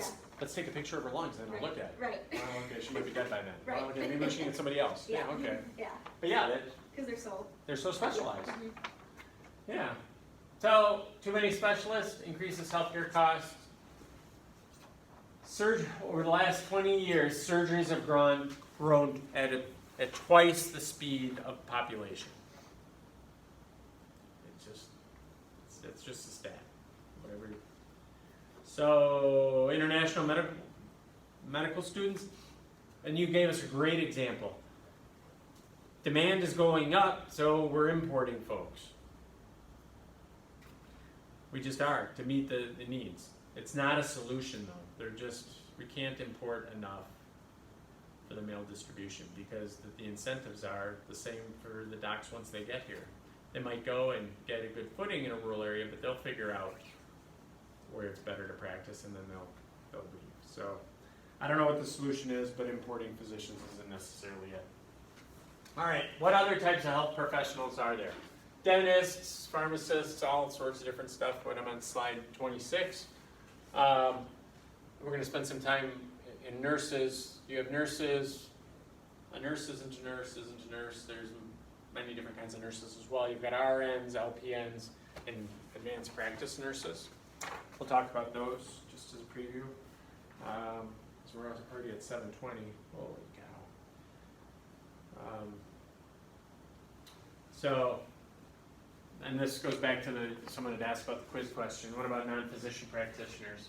Physician assistants. These are practitioners that provide a tremendous amount of, we're basically primary care, but they're not a primary care doc. They're non-physician practitioners, and they can practice with a tremendous amount of independence. Allied health professionals, you are allied health professionals. You just are. And you might at some point just be an administrator. So you can be an administrator or allied health professional. So like OTs, PTs, all those kinds of folks, if you're providing some sort of service. Because you're in the School of Allied Health Professions until you get out and pick a career path, you can be considered that. All right. What else do we have? Dentists, you have DDSs and DDMs, doctors of dental surgery, doctors of dental medicine. That's on slide 28. That's pretty self-explanatory. What's the so like my general dentist is a DDS. Mm-hmm. Oral surgeon. What would a DDM be? Like who would? Orthodontist. Yep. One who One, does yeah, one surgery. will cut on you. One will cut on you, one will. It's like one extracts your teeth, one of them will Well, like determine that you need to have a root Well, canal. here, look, we have more. okay, So, they're not that bad. I have to what's that? root canals. Yeah. Yeah. I know they're supposedly not as bad as they used to No, be. they're really not bad. Mine was I fun. wouldn't I don't know where you had. Oh, I've never had one, Did thank Pam do I goodness. was drip. I was sweating. did Pam do your own? No. I have one, it wasn't too bad. Fucking idiot anesthesia. I'm not a big fan. So, dentists, there's 8 specialists. What's that? Back in the day, it was like awful to go to the dentist because they just pull all your teeth. Oh, way back when, yeah. Yeah. Yeah. When they My have mom studies. said it was like going to the horse doctor. Horse doctor. She hates the dentist. Wow. Alright, so here's your different kinds of dentists. You've got your orthodontics. They're the ones that straighten your teeth. You've got your surgeons, oral maxillofacial surgery. If you wonder what maxillofacial means, that they can work on your teeth, but your mouth and your jaw, your whole jaw structure. It's not just your teeth. Pediatrics, that's a specialty. Periodontics, that's your treat, do you have gingivitis? That's your periodontist who will work on your gums. Prosthodontics, that's your denture guy, denture person. Endodontist, the one doing your root canal. Going digging. Pardon me? I said I was counting how many specialties I've had to go to on this list. It's not a competition. I know. It's a lot though. I never knew that. It is flawed, I would agree. No, it's definitely losing. It's losing. Then you have community public health dentistry and oral pathology, it's the disease of the mouth. There's a especially in low income areas and inner cities, there's really a shortage of dentists as well. And dentistry has become on par basically with primary care. But a healthy mouth and mouth structures contributes very, very significantly to overall health. And if you think about it, it kind of makes sense, you know, good health, clean mouth, good teeth, that's a gateway into your body. It's good to have that stuff working. There's a prosthodontist in our program. Really? Uh-huh. He's in our class on Wednesday nights. Interesting. Yeah. Why? I don't know. Huh. You know, He owns his I- own practice. I read. Oh, that makes sense. Yeah. Downer. Yeah, I'm Downer. Oh, really? Yeah. Huh. What's his name? Bill? Dr. Bill. Since the But I'm not sure if this is still true, but the incidence and prevalence of depression among healthcare practitioners is incredibly high among dentists. Really? Yeah, because generally people hate dentists. Ah. Isn't that sad? Yeah, people are crying and depressed every time they see you. So, all right. So other, you know what dentists do? Diagnose and treat the mouth. Dental hygienists, they do the preventative cleaning. They have to be licensed. Dental hygienist is a licensed professional program. Dental assistants, prep exams and treating of patients. You don't need to have a license to be a dental assistant. You do need a license to be a hygienist. Who knew? Well, now you do. Pharmacist, big role. Pharmacy continues to get more and more complicated and involved as we go forward. It's a lot of medicine and research and provision is revolving around new treatments and things like that. And the pharmacist is the specialist who knows about that stuff. It's not just the person on the other side of the counter at CVS or Walgreens. There's lots of very, very in-depth and complicated types of pharmacists in and around hospitals and health systems. So when you think about oncology and things like that, dealing with the radioactive medicines and all sorts of different things. So in general, this is what they do. You need a PharmD, which is 6 years of education. I find personally, if I can't get a hold of my primary care doc and something's up and there's a good pharmacist, even at a Walgreens or a CVS, they know a ton. And they're always so eager to share what they know. It feels like, people just count them as, pill counters and pill pushers. But they have an incredibly They're really diverse, background on how stuff works and how stuff interacts. So please, talk to your pharmacist. They know a lot. Do you have medication? Other doctoral level health professionals, people that you call doctor, optometrists, psychologists, podiatrists, and chiropractors. Optometrist remembers the eye, structure of the eye with glasses. Psychologist, how do you feel about this? Podiatrists, feet. Chiropractors, back. Well, actually, chiropractors work on any really. Did you just boner kick? type. I did. Did you like that? It was just like, did that just happen? Thank you. What? That was podiatrist. I wanted to show you my foot. No. Oh, I thought you were kicking the chiropractors. Like, Oh no. that was what you said, I like, was showing you. chiropractors. I was showing you So my it's low foot. enough for you to reach it. Podiatrist. Show you my Okay. foot. Sorry. That's I all did right. it. Oh, I just went through all that stuff. So Yeah. here, let's zip ahead because we're running out of time. DC's chiropractor.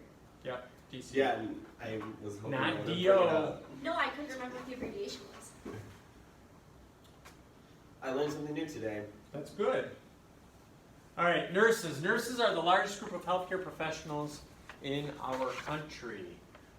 Developed most heavily after World War I. They're the major caregivers. You can see that. You need to be licensed to practice. RN and LPN, technically. Do I talk about the shortage? Let me Do see. you use LPNs in your facility? We do. Like, often? Like, Yep. what do you have them do? They practice on the floors and they can supervise at night, especially in our long-term care facilities. So we'll have an RN I mean, there's an RN on duty, but an LPN can be in charge of a floor. And they follow care plans and, yeah, they do a lot. You know, manage the goings ons. Oh, They can document towards the care plan, we just can't start one. Right. Oh, Yeah. interesting. Exactly. You know, that was very succinct. Thank you. They can document on the care plan, but they can't start one. Yeah, It's everyone's I have just to saying know that's that, I what have to I'm learn, we had to take away their access to even them and sort of. No, that's a great clarifier. That was very, thank you. create there, they can't create that. So, But can they They- deliver like things like insulin and stuff? sure, if they're trained. Anyone who training. gets insulin has to have a witness signature. Yep. Really? Is that new? No, because you can, okay, I don't mean to be crass, Do you have to have but like you a, can kill someone, so. well, like, do you do it with like a CNA can be your signature? No, You have to have like another RN or like, not a nurse. Mhm. for like you Pretty need sure LC. Or a doc can do it too. Yeah. Yep. Why does that surprise you? I don't remember that in my time in a nursing home. I don't remember the. Yeah. I just remember them doing it. Like it was more like they weren't doing it in their rooms. Yeah. They're doing it. And actually in a nursing home, it's actually very frustrating for some of the really seasoned CNAs and things like that, because some of the CNAs, I mean, quite honestly, know just as much, well, practically know just as much as some of our LPNs. But, you know, there's just some stuff an LPN, if you have a CNA and an LPN, Right. the LPN will just do it, you know, and then some of the CNAs feel like, oh my gosh, we're getting all the grunt work and da-da-da-da, but we know, it's like, well, you know, sorry, I mean, that's just the way, that's kind of the way it works. And then if you have an RN, an LPN, and a CNA, it's like, oh my goodness, because what people can do shifts based on what your nursing mix is, or what our nursing mix is on any given night. Right. I know, it's just interesting, it's like a puzzle. But as average length of stay decreased, demand for nursing fell. So, and I'm going back to prospective payment. This was gigantic. Again, I'm dating myself, but when I got out of graduate school, prospective payment was just coming on the scene. So we're talking about reimbursement based on DRGs and all that kind of stuff. Before that, it was negotiated fee for service and contracts and stuff like that. But so. All of a sudden, hospitals were not getting as much money per patient stay. They just weren't. Because they couldn't bill for every single day. They were getting a flat amount for whatever it was. If it was a broken arm, you're going to get paid X number of dollars for this really bad broken arm in the hospital. So, if you're the hospital, and you have enough money to cover 3 days of stay in the hospital, but your average length of stay for the last 10 years has been 7, what are you going to do? Your payment is now based on 3 days. You've been practicing at 7. What are you going to do? You're gonna drop that down. Exactly, quickly. You're staffed to cover 7 days per patient in the hospital. Are you with me? You have to quickly go from 7 days in the hospital to 3 days in the hospital, which in essence reduces your patient volume significantly. You with me so far? Because you have 10 patients staying in the hospital for an average of 7 days per patient. How many total days in the hospital is that? 10 patients, average of 7 days per patient. 70 days. Now you have 10 patients, and now it's average of 3 days in the hospital. How many total days in the hospital? 21? No, 30. 30. You're trying to trick me. I said 7. No. So you went from 70 days, you needing 70 days of coverage, down to needing 30 days of coverage. So you're with me so far? So you need less staff. No, because you're gonna have more admissions and discharges. You're not assuming, you are assuming you're going to ramp up admissions at the same rate. What does every nurse hate? What? Admissions. Doing admissions. They do? Absolutely. Oh, okay, well, Do you have? I appreciate that piece of information, but it's not pertinent to my story. Yeah, everyone in the nursing home hated admissions, and so did everyone. Maybe nursing homes. Like, All right, let's focus on Rob's math. No, we want to focus on Rob's Yes, the math, question. because we're running out of time. You can tell me in class.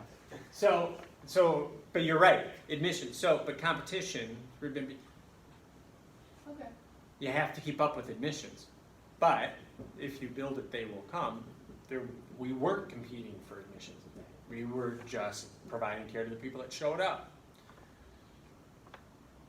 Demand for nursing fell. The reason why demand for nursing fell is we have less days. They're also the largest group of employees we had employed in the hospitals. If you have to cut expenses immediately, what do? You look for your most expensive area. It was nursing. We fired a ton of nurses. A ton of them. Gobs of them. Business 101. In any business, what is, in general, your the biggest expense of any business?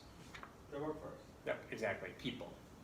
So you need to cut expense really, really quickly. You go to your most expensive resource in general, which is people. You go to a hospital, it's nurses, because they're the ones doing most of the work, 24 hours a day, 7 days a week. So you cut them. So it is a hard job. Being a nurse is a hard job. It just is in general.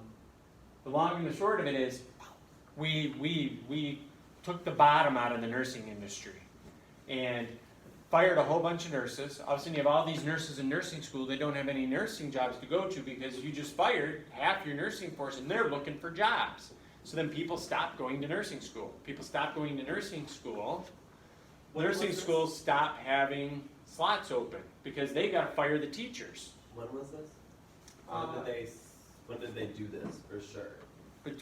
I would say between it rolled across the country between 1988 and 1994.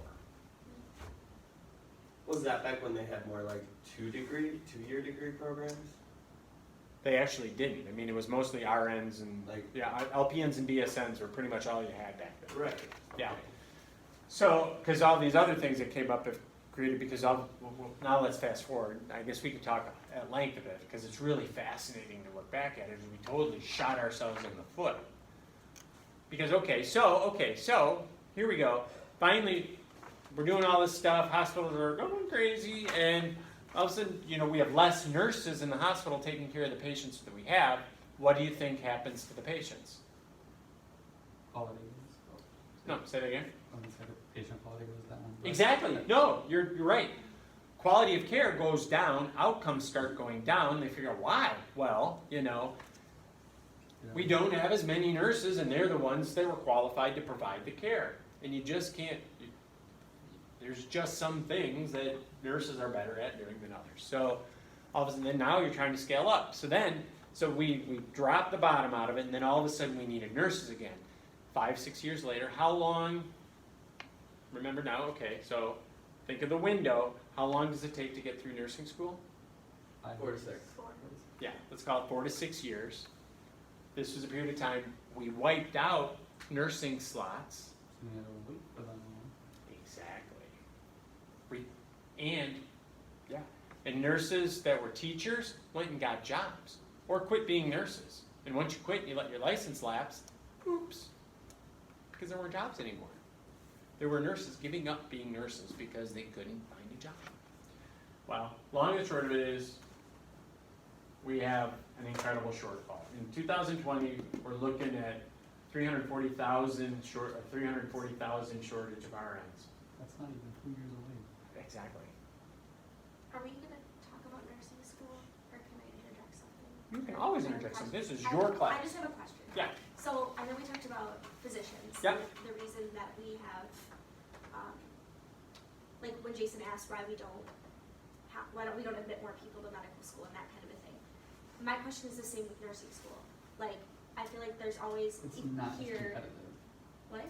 I'll keep going. No, I think it is competitive. It's competitive. Like, I know a lot of people who are like trying to get into nursing I mean, school. it is competitive, but I mean, like, it shouldn't be as competitive. Yeah. Like, you don't need to be an intelligent person to be a nurse.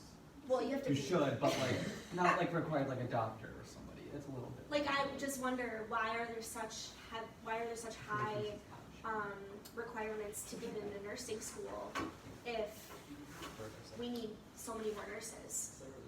That's, Well, oh, can I say something? Yeah. Sure. It's actually starting to loosen up now. Is it? Yeah, because now the need is kind of, like we're talking Yeah, about, it's people going are up like, again. okay. So you can get into, like, for us, all of us right now, we're in the master's program.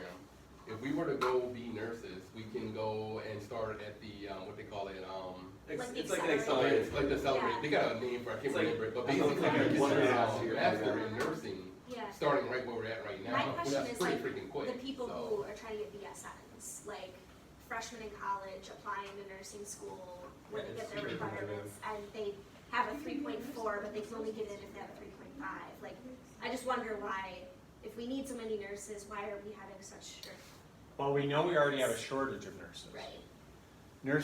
Nursing is now a very lucrative and high-paying job. Yeah, Work at a university for a university salary.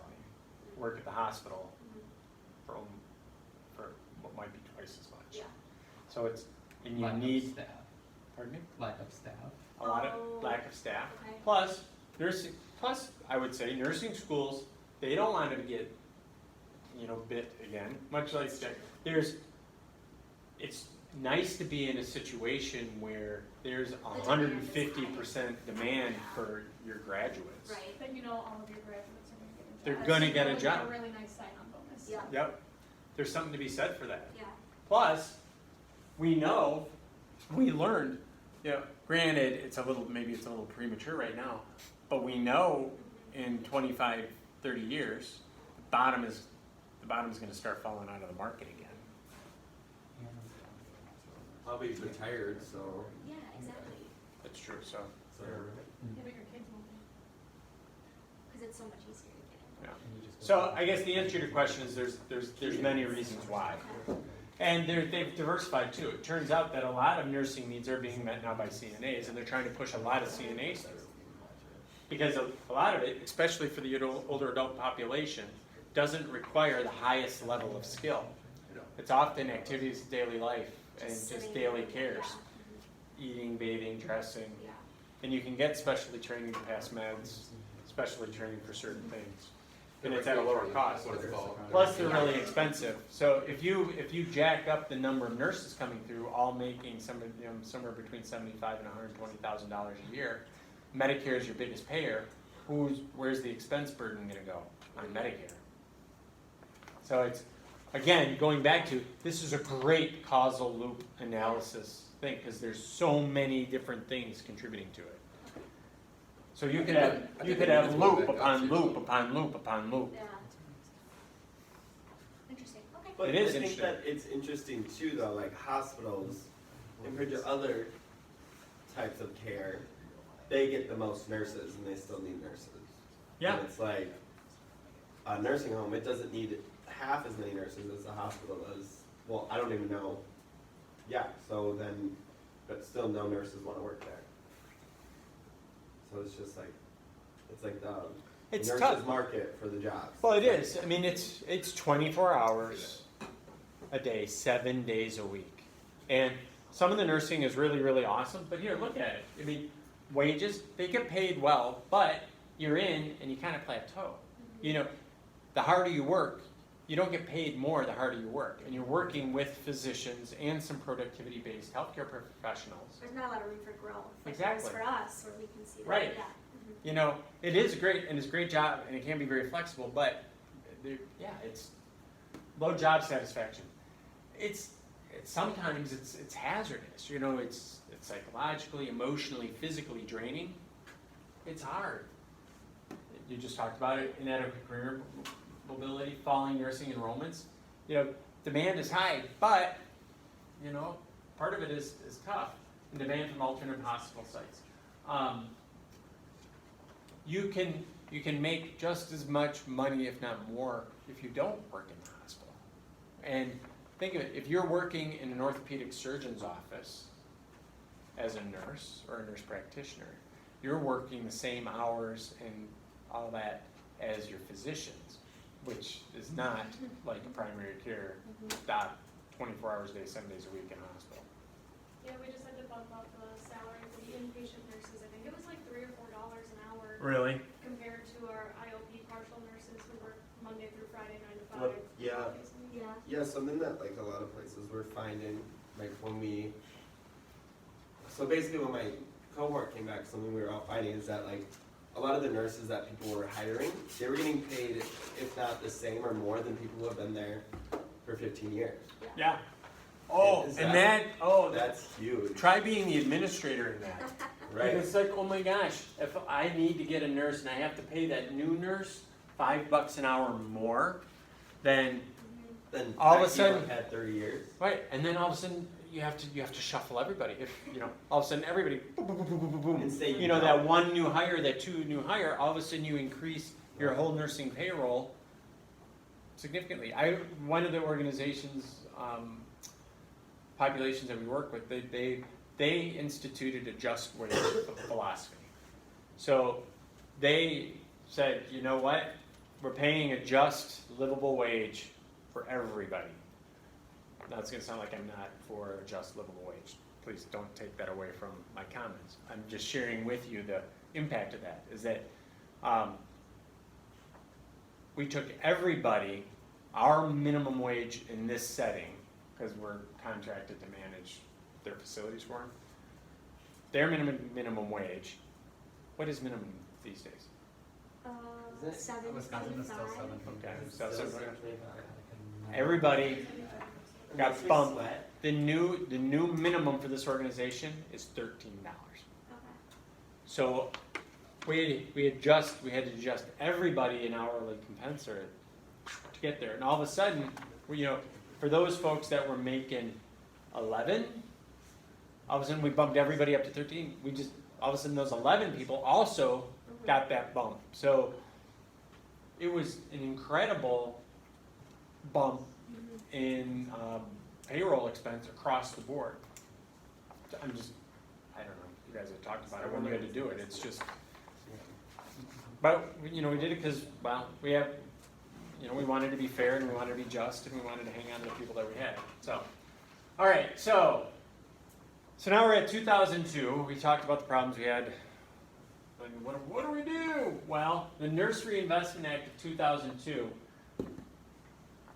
government helped saying, okay, we need more nurses. We recognized, everybody recognized, oh my gosh, we shot ourselves in the foot. Now what are we going to do to try to make up the difference? Boom, this is what we did. We did these things, grants and scholarships, things like that. So, what I was going to do, and I know we're kind of running out of time, but I'll move it over here just for a minute. I don't know if the lighting is good enough, but we'll try it. For causal loop,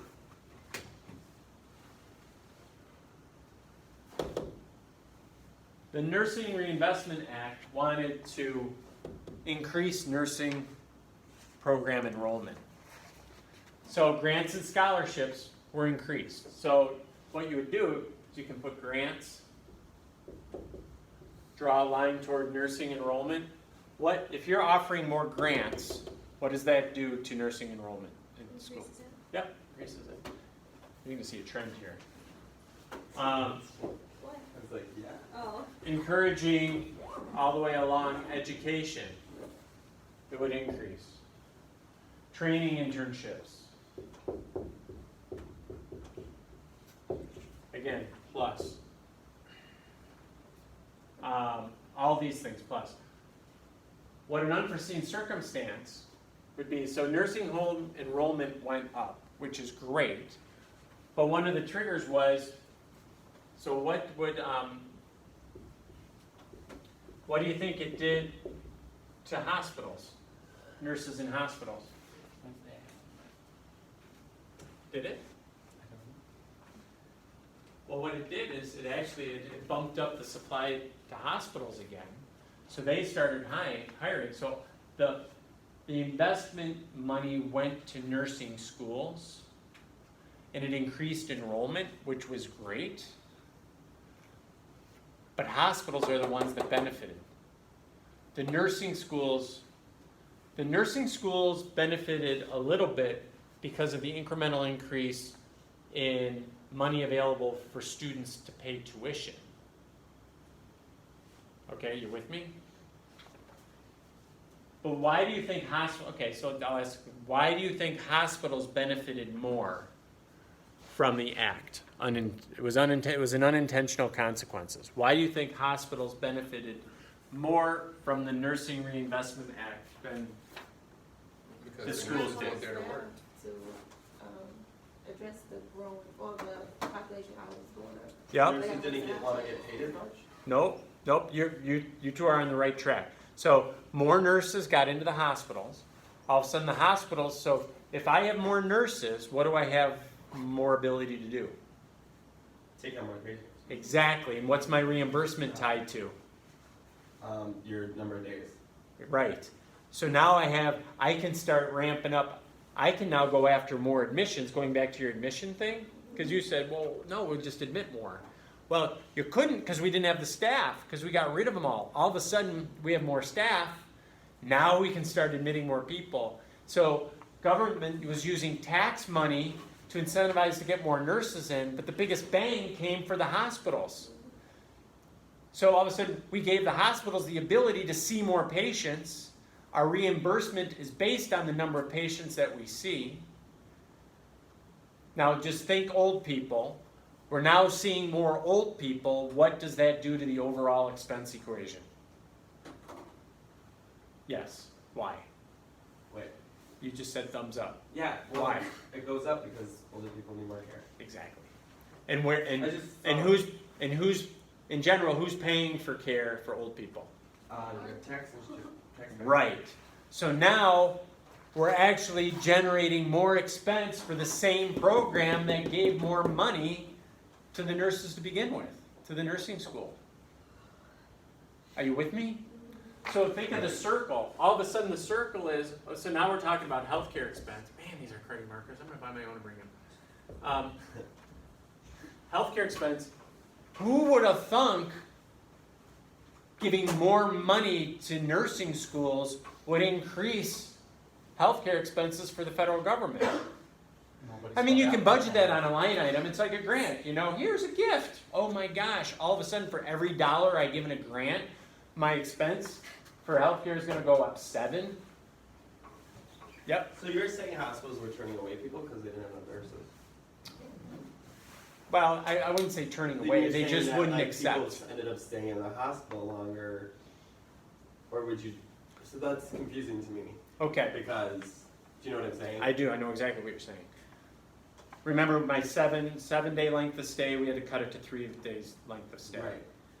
So my ability to care for a number of patients, was limited by 2 factors. One, staffing. I had to fire all those nurses, so I could only handle 3-day length of stays in general, because that was average, because that's what they paid for.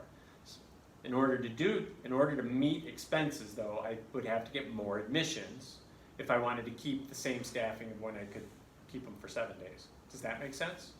Does that part make sense? Yeah. Okay. So we scale back down. We get rid of the nurses, and now we have a whole bunch of 3 length of stays. So maybe we're successful, and we're keeping those nurses busy with 3-day length of stays. Great. But we're still limited, because a nurse can only see so many people, or you can only admit so many people if you only have certain staffing. And we had a nursing shortage, so there weren't enough nurses to hire. So there were lots of open slots. So I'd have open beds. There just weren't as many people in the hospital as there used to be. Even once I figured out the other costs, even if I wanted to hire nurses, I wasn't able to, because there weren't enough nurses in the supply. So for about 10 years, it was rocky, really rocky. It still is, one would say. We're still in a shortage. You see it, 340,000. So now all of a sudden, the federal government says, okay, there's a nursing shortage. We have now demonstrated there's a nursing shortage. This didn't work quite like how we planned. Okay, what do we want to do? We want to get more nurses through nursing school. Let's help nurses go to nursing school. So we put money in to the system to train more nurses. Great, now we have more nurses. But All of a sudden, those nurses are now eligible for jobs, and they get jobs in those hospitals. So now we have 10 to 15 years of getting really efficient and productive. Now that I'm able to hire those empty slots, those empty jobs, I now have the capacity to see more patients because I have more providers of care in the hospital. Right. Are you with me? Yeah. Okay. If I'm seeing more patients and more patients are covered under Medicare, it's a government payer. Right, no, I got that. Oh, what don't you get? Well, no, I'm you got me sorry. all What confused. don't you get? No, it's so,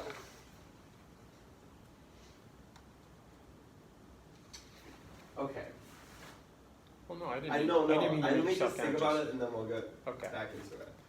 I mean, does everybody understand? It was sort of an unintended consequence. We thought we did need the people, but there was an exponential increase in expense. No, my point was, is like, so like, were people not admitting? Were people not just like admitting patients, were they turning away patients? They wouldn't turn away patients. Yeah, They that's wouldn't what my turn- question was, and so like, were they not getting those days? Shorter than 6 days. Even- There were even shorter though length of stays, people were getting out. People were doing the best they can, getting as many patients as they can. But remember now, if I'm So like, but that's where, but you know what I mean by where that relates back into the whole like, how is it? You're confusing yourself. I don't know if I am. well, in the meantime, then we start building hospitals because we know this crush of older adults are coming. We know the population is going to drive need up. So we build more beds. Now we have staff for more beds. Those more staff, more beds, more admissions means bigger burden on Oh, I Medicare. have it. I have it. All right, I'm Okay, so, but like, how do you relate it directly to the higher expense for Medicare? Because if they weren't turning away patients. because more and more patients, in that same amount of time, the number of Medicare patients Oh, okay, increased significantly. okay. So way back when we fired all the nurses, let's say, Well, couldn't you say that even if like they didn't do the Reinvestment Act, they wouldn't be contributing back into? yes, Okay. good, yep, sure. But private pay is the gold standard. You know, if you can get someone to privately pay, even if they're paying less than Medicare, it's a good thing. But so let's even call it just a good insurance plan. Back when we fired all the nurses, there were, I gotta go, I'm sorry. all right, bye. Bye. Bye. When we fired all the nurses, let's say you have 5 patients. When we fired the nurses, 2 of them were Medicare, 3 of them were commercial insurance. So we go through all this stuff. When we start building it up, we get them back. Now, out of those 5, 4 of them are Medicare. 1 of them is commercial insurance. So we're seeing many, many more people covered under federal dollars. Right, And we built capacity to see them. right. Some countries limit the number of nurses and physicians available. It's a way they ration. It's called supply side rationing. If you don't have a doctor firm to see, you're not going to pay a doctor bill. If you don't have a nurse to take care of them, you're not going to have a nursing bill. Let that sink in for a second. Is that like first world countries, would you say? Well, some, sure. Like, is that successful in certain areas? Or are they like, yeah? Well, it depends how you define success. Okay. Is it okay? Is it okay to wait a month or 2 for a knee replacement? I think Some so. say yeah. Well, some say yes. In the United States, the answer is no. Well, right, because then it might cause you like Pain. other new problems too. It might. But if there isn't a slot open with an orthopedic surgeon for 3 months in another country, no one's going to pay. You're not going to pay for that knee replacement until 3 months from now. and supply side rationing. I don't know, I find it fascinating. So, all right, where are we? 8 o'clock, okay, let's keep Sorry going. about that. Why? No, don't apologize, it's a good conversation. I feel like I still had a really good point. You did. It was a great point.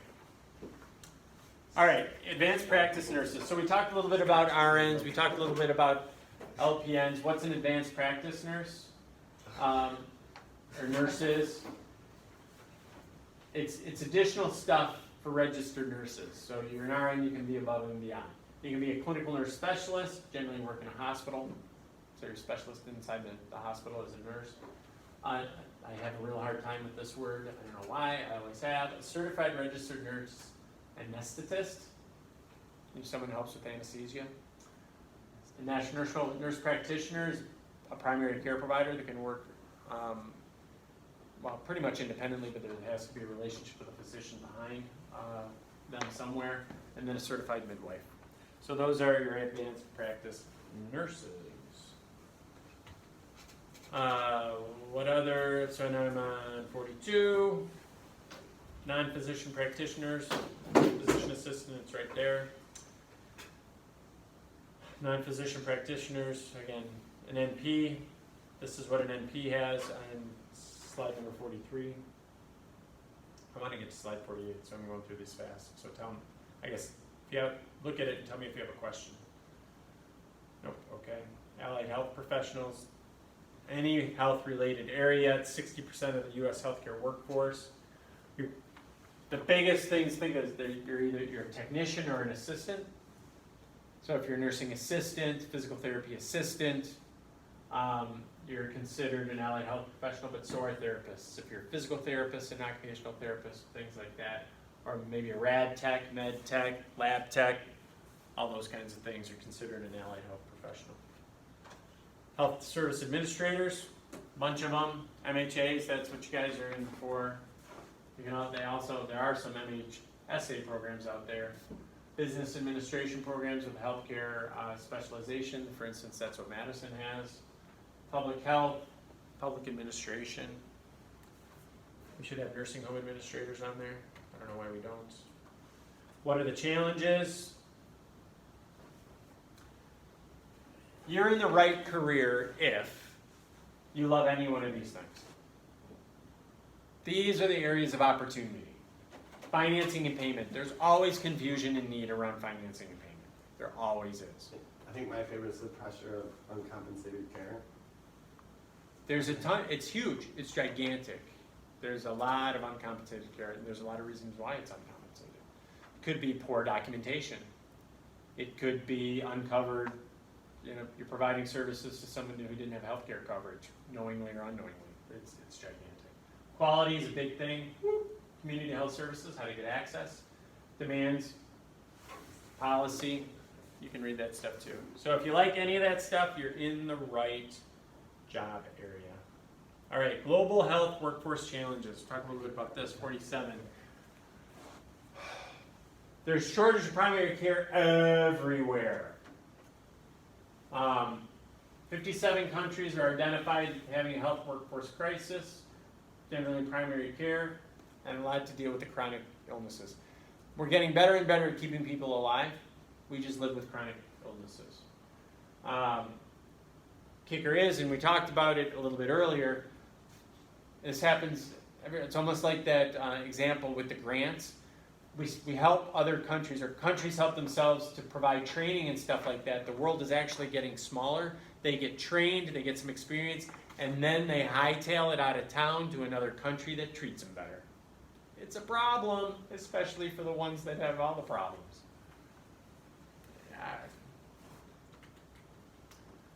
The Affordable Care Act. Again, well, most of you already did your project, but these are good. The goal was to get a whole lot of insured people into the system so that they had some sort of reimbursement connected to them to reduce the uncompensated care problem. What happened though is that, yeah, that happened, but with all our models, the primary care physicians took the brunt of the hit. All those newly insured people through insurance plans dove right into the gatekeeper methodology. So all of a sudden, all these primary care physicians and their office staffs are dealing with people that have never ever dealt with the fact that you have to make an appointment, you have to get prior authorization, you actually have to pay a copay, you have to pay your premium to maintain your coverage. That hit the primary care physicians the hardest because a lot of these people never had coverage before and didn't even know how to use it. I don't think there was malicious intent, that's Rob's opinion, but it did. $230 million was invested to increase the number of medical residents and nurses, but it wasn't enough fast enough. Practitioners and physicians were trying to be trained in primary care to help with this kind of stuff. The Affordable Care Act was supposed to emphasize medical care delivery by teams of healthcare professionals. They switched, they said, okay, we got to relieve the pressure off the primary care. Well, let's expand the use of medical social workers, CNAs, nurses, primary care. Can we move some of those, even some specialists, like the most popular specialists being requested, could they take on some of the primary care responsibilities? They tried.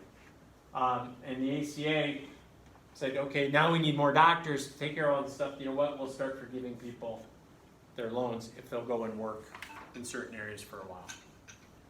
If you've ever seen the show Northern Exposure, you probably haven't, but it's an old, late 80s, early 90s. It's about a New York doc, graduated medical school with a ton of debt and wanted his debt forgiven, so he moved to Alaska, a rural Alaska town, to be a doctor in Alaska somewhere. Oh, and the mayhem ensued with hilarious results. You should look it up. But, all right, that's not relevant. You have no idea what I'm talking about. But, people do a lot to relieve their debt. But it's a short-term fix. People, they work off their debt and then they leave, and then the system's no better than it was. Our summary, we still have the largest labor force by GDP. We're all, no matter what area you're in or influenced in, demographic trends, remember our old people, it's going to influence how and who we practice with or who we're providing services with. Advances in research and technology. We continue to see advances, and will continue to see advances. Almost everybody's looking for the home run now. They're looking for, again, that genomic discovery, or something like that, where gene therapies and that new pharmaceutical that will get us way ahead of the bugs that are trying to infect us. Disease and illness trends, we're looking at that. We're trying to stay ahead of the bugs. The flus, the chronic illnesses, and again, if the world gets a little bit smaller, it affects how we have to practice worldwide and the changing environment. Is it getting warmer? Is it getting colder? What does that do to our food supply? What does that do to infectious disease and things like that? So it's 10 after. Does anybody have any questions about the quiz? Did everybody complete the quiz? Yeah. Yep. Okay, no questions? You said for 4 or 3? 4. I didn't do 4 yet. Okay. I did Do you have any questions? Well, if you do, holler. 4. Okay. Anybody have questions about quiz 3 that I can address or answer? No? All right. Well, thanks. Hope you guys had a good night. Have a good night. Are we gonna do the Catholic home thing? Oh, we can talk about it. Do you want to?